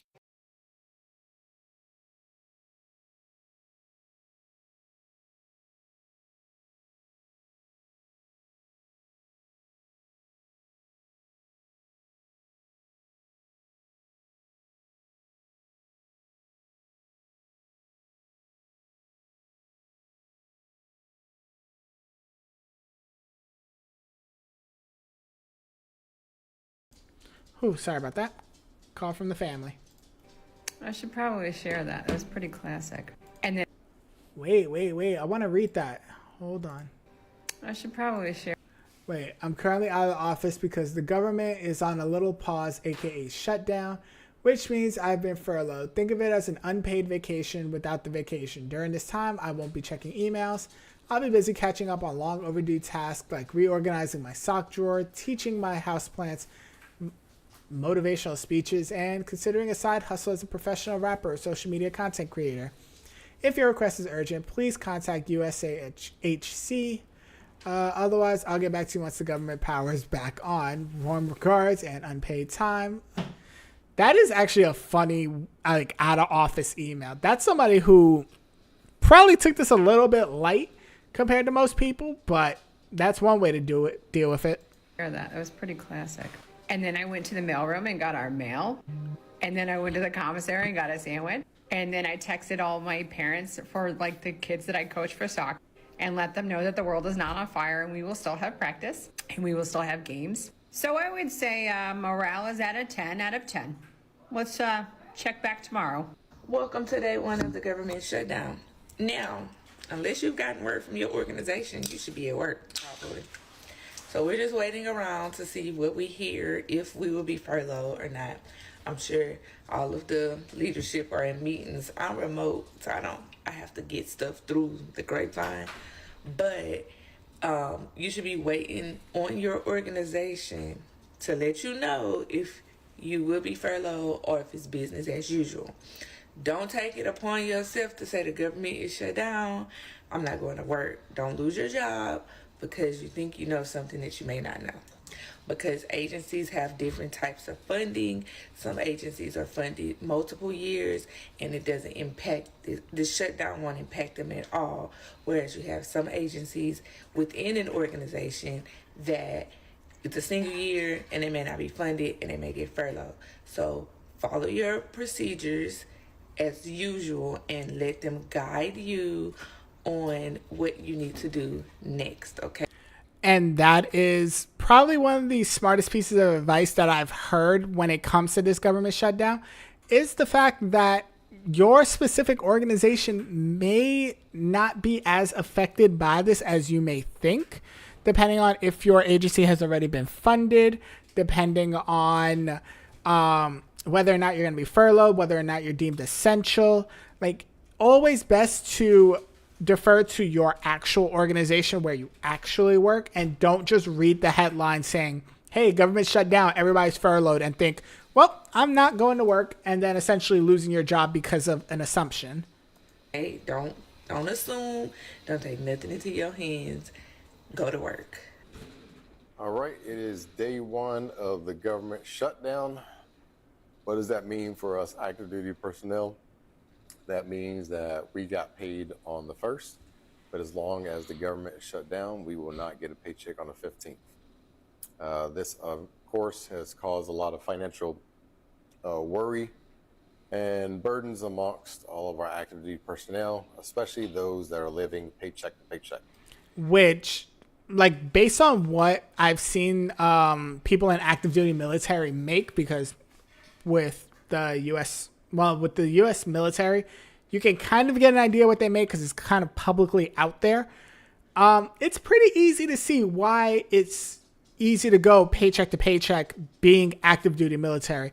The pay is not that great. It could stretch depending on where you're based out of. But if you're based out of certain parts of the United States, you are automatically paycheck to paycheck instantly. Now, don't take my word for it. I've never been in the U.S. military. This is just based off of things that I have found, research on the internet, and just assumptions based on cost of living in certain parts of this country. If somebody who watches this is active duty military or even reserve and has an opinion on this, I would love to hear it. So my call of action for you today is to stop living paycheck by paycheck. One thing that I want to make sure everyone's aware, and I want to say this delicately because I am active duty, is that the government shutdowns are happening more and more often, which that's true. I don't see it lessening as politics have become more polarized. Very true. They separate people. People are, split in between a line and not knowing how to disagree to agree, or agree to disagree, or debate and stuff like that, and just be good with having a difference of opinion. So I see this happening more often, not even to mention, as somebody in the Coast Guard, people may not know, but when the government shutdowns happens, it actually affects our retirees also. So our retirees won't get paid. So imagine being retired from the military, you've done your service, and now the government shutdown is going to cause you to not get paid in your retirement. And so that means, like, even if you're not, like, if you're retired, your pensions, you're not getting paid that. That's wild. And I will say this, because he made a really good point on this. Part of the reasons why, like, the government shutdowns have been happening more and more often is simply, again, because we're so much more divided as a country as we've been decades prior. Prior to, like, the last maybe 20 or so years, you could agree to disagree with someone based on what side of the political aisle you're at and still have that mutual respect. Now it's gone to a point where if you even lean slightly one way or the other, you are basically automatically labeled as, like, part of the extreme left or the extreme right, just because you have an opinion that leans slightly one way or another. And that is not just on the everyday person. That trickles up to the government as well. And unfortunately, the government is just as polarized as we are down here on the ground level. So unfortunately, it's gotten to like this ridiculous point where it's causing us to basically become, how do I say this properly? It's gotten to a point where these kinds of situations with like government shutdowns because people can't agree on a certain thing happening more and more each time.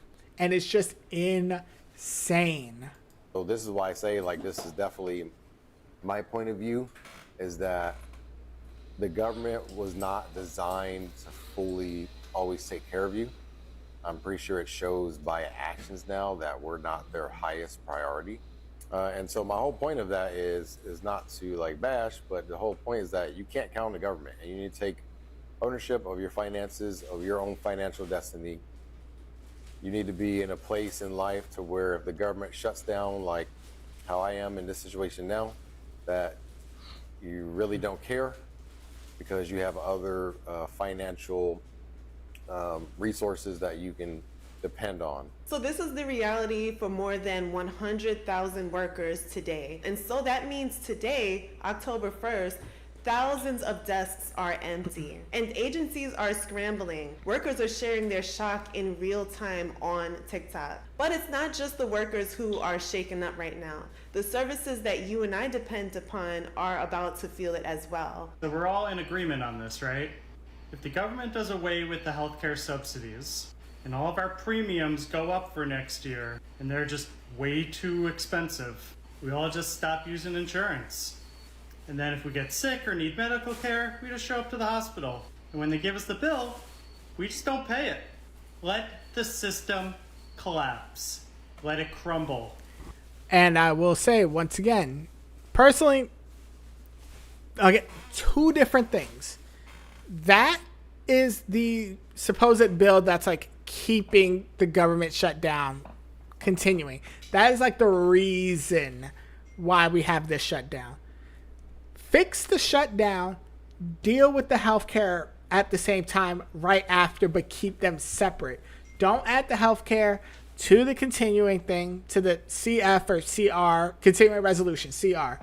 Don't add it to the CR and make it one big paperwork, and then Congress has to take their time reading through it and arguing about it to pass it. No, do the continuing resolution, do the healthcare, fix whatever you want to work on, whether it's healthcare, housing, anything like that, but do them as separate bills. I don't understand why that's so difficult. Good morning. Today is Wednesday, October 1st. Let's get into the shelter and housing perspective about the government shutdown, and let's talk about what we might see and how this might affect you, or if you are on Section 8, you rely on these subsidies, and if you were in a shelter. I'm only going to talk about a couple of things because it's still really too early to go over the most important details.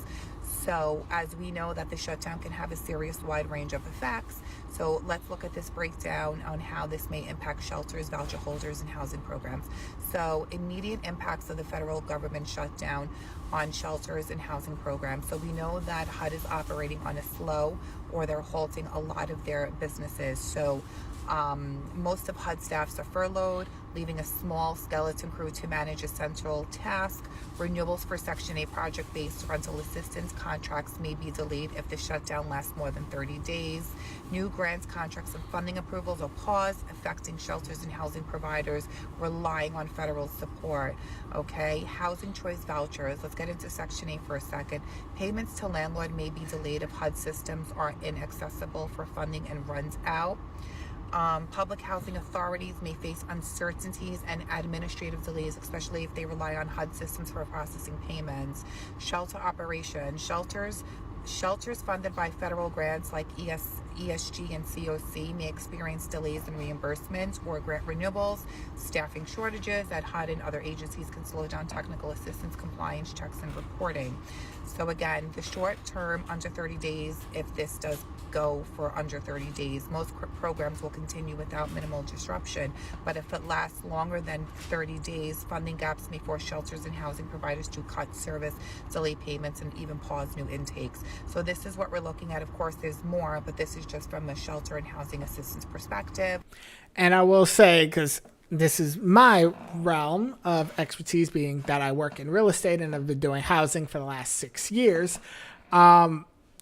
If it takes more than 30 days, this is where you really will see the pressure going on Congress to like get something passed. Because this is going to affect a whole lot of people. This is going to affect the people who are on like Section 8, housing choice vouchers, any kind of government subsidies, anybody in the shelters, because now you're dealing with workers not being there, services being slowed down, and because the money won't be coming in if the budget runs out, now you're getting the landlords involved because the landlords aren't getting their rent for their tenants coming in. Now you got an issue with everyday people who are living with these vouchers, and you're dealing with the landlords that are relying on the income from these vouchers. And that's when you'll start to really see pressure kicking in. So personally speaking, based on all of this, I think the first week and a half, nothing's really going to happen. I don't think this government shutdown is going to have any progress within the first 7 to 10 days. But once you start getting into like day 14 and then day 20, closing in on day 30, that's when you'll start to see the pressure build up just a bit. And that's when you'll start to see Congress talking more and more. And maybe, hopefully, before 30-day mark, that's when this will all be fixed. And everybody's paid, and then the country runs as normal for at least the next year. Do I see that happening? Probably not. But at this point, with how divided the country is, that's probably best case scenario.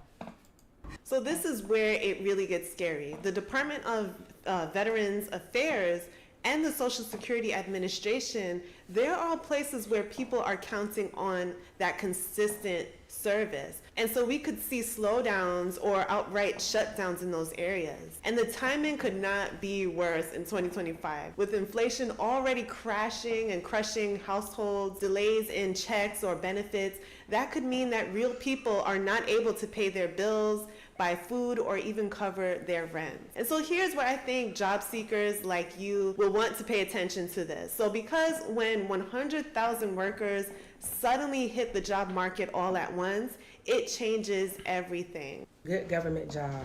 Millennials, remember our parents used to be like, just go to school and get you a good government job. Don't nobody want that good government job no more. That good government job, just make sure you keep your good government job. Don't nobody even want it no more. And this is what we were all taught growing up. We were taught that getting a government job or working for the federal government was one of the best jobs you could get. It was one of the safest jobs you would get. You wouldn't have to worry about all the issues that a lot of people deal with working in the private sector. Well, guess what? We're in 2025, where multiple times throughout your tenure of that good government job, you're going to have to deal with Congress deciding, hey, we're going to threaten a shutdown, which means you're not going to have a job, or we're going to tell you to work basically for free until we decide to get things moving again. The good government job that we were all taught growing up is no more. Now at this point, it makes a lot less sense to get a government federal job, depending on which agency you're working with, than it is to get a job in the private sector. Because at least the money's more with the private sector. Miss 25, they don't. I asked and they told me they don't want it no more. What's official, we do have a government shutdown, but that's not only the bad news that we have today. You go over to the jobs report. The jobs report looks dismal. So let's get over to the economic calendar so I can go through these numbers with you kind of briefly. Here's where the payroll numbers came in at. ADP said that previously there was supposed to be 52,000 jobs being created during this cycle. Actually, there was a negative 32,000. That was the revision. So for federal employees, think about that. Negative 32,000 jobs. So we are in a market, in a very hard job market, where it's very difficult to find a job right now. And you are essentially, if it is true what these numbers say, having 100,000 people from the federal government, basically who work for the federal government, coming into the job market. What do you think that that's going to do when it comes to finding a job? that's going to make things more difficult. That's going to make this already employer market just that much harder. So I will say it again. Hold on to the job that you are currently on unless you can find something else in the meantime. Don't make it to where you quit your job. And by the way, I will also add this. If you are an employee that is just skidding by and thinking that you are flying under the radar at your job, you might be at risk too. Because if employers find out that they can get better talent for the same price that you're being paid, and you are essentially trying to fly by the wayside and just do the bare minimum, you could easily be just as replaceable at your job as somebody who's not doing their job at all. And that's just the ugly truth about employer markets. There is way more demand. Not demand. There's way more supply when it comes to ready, able, and willing workers, especially in any industry that doesn't require specializations, than there are a supply of actual jobs. And unfortunately, when you get to that point, that is going to make these job numbers that are coming up just that much uglier. And unfortunately, I'm not looking forward to that because that's going to drive the economy in a full-blown panic. Private sector might seem like the next move for them, but here's the problem. When tens of thousands of highly skilled workers are now entering the job hunt all at once, it will get much more competitive for you. And so let's be real, many of these jobs, they don't exist at the same scale outside the government. So that means that underemployment, also gig work or flat out unemployment for a lot of people is something that could happen. For many people, this isn't just a job, but it's their identity, their community, their retirement plan. And so now they're being thrown into the job market that is already brutal in 2025. So here's a question for you. What would you do if you suddenly lost your job like this? Would you pivot maybe into different industries, start a side hustle, or would you just take a break? Let me know your comments. All right, I'll answer this. If I were to suddenly lose my job, like right now, like not being essential, meaning that I would have to go to work, but furloughed completely, my thing is I'm going to take my skill set and I'm going to try to find another job in the private sector. Like, I am going to put out hundreds of resumes to try to get a job in the private sector. I don't care, like, what industry it is. As long as my skill set can pivot into that role and I'm making somewhat similar money, if not more, I'm going to try to do that. Because, unfortunately, like we saw in a TikTok prior from the gentleman who's active duty military, he said it loud and clear. These kinds of shutdowns are happening more and more often. So what's to say that you're not going to be dealing with this next year or 2 years from now or even 3 or 4 years from now when the next president is in? You can't say that you're not going to deal with it. Likely you will. So take this opportunity and try to pivot into the private sector. Or if you have like money aside that can survive, that like you can pay your bills and stuff and you can survive, then maybe start something on the side. Start a business, become a content creator, whatever your passionate interest lies, maybe try that during that time. I would do one of those two things depending on how I'm doing financially. But if you are somebody who is living paycheck to paycheck, I would say go for that private sector job. Like, do what you got to do. Thoughts down below. I'm curious to know how you would handle this. So here's the bottom line here. Today marks not only a government shutdown, but it also marks the largest federal resignation in U.S. history. The services that we rely on, like the Social Security services, veterans programs, and everyday operations are now all at risk. And 100,000 people just became job seekers overnight. So this isn't just Washington drama, but it's about real people, real families, and the workforce that seems broken. So if you've been following my cost of living crisis series here on YouTube, you know that this is part of a bigger story about money, jobs, and survival in 2025. So I'll link the playlist right here so that you can catch up if you're interested. And also don't forget to subscribe, because in the coming weeks, I'll also be breaking down what all of this means for us. So whether you're job hunting, you're trying to save money, or you're just trying to survive this economy, you'll find this series to be relatable and interesting, to say the least. So if you are a government worker and you feel comfortable sharing, let us know how you are handling things down below. Or if you are a worker, period, that has recently been laid off, let us know how you are doing down below in the comment section. I'll be down there with you guys, so I would love. Look, I will say this. I did have 3 other videos and, well, 4 other videos.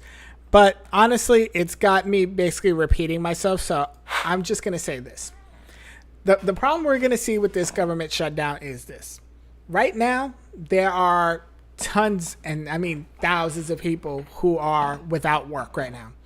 They are either working essentially for free, meaning that their employers are like, yeah, you still have to come to work, but until the government stops the shutdown, you're not going to get paid. Or they're completely out of work for the time being. And this is just going to get worse. Depending on how long this shutdown is, the worse it'll get. You already heard stories about 100,000 people that are already about to quit their jobs and get into an already difficult job market, which means it's going to be even more difficult. You already heard about services that you and I and hundreds of thousands, if not millions of people use on a day-to-day basis, on a month-to-month basis, that is going to be dealing with a severe slowdown, if not a full-blown stoppage, because of this shutdown. So, what do I think is going to happen? It's this. With how divided we are as a country, this shutdown is going to last at least 30 days. I can't see the members of Congress, both Democrat and Republican, actually working together the first 2 weeks to get it done. I feel like both sides are going to drag their heels in, dig their heels in, drag their feet, and essentially still push to get their way. And then the louder that the everyday person gets about not being able to get paid, about not being able to fund their lifestyle, about not being able to pay their bills, that's when the pressure is starting to grow. And that will grow when we are towards the end of this month and rent becomes due on November 1st. So when that happens, we'll talk more about it. We'll keep you updated on how this shutdown is going. And until then,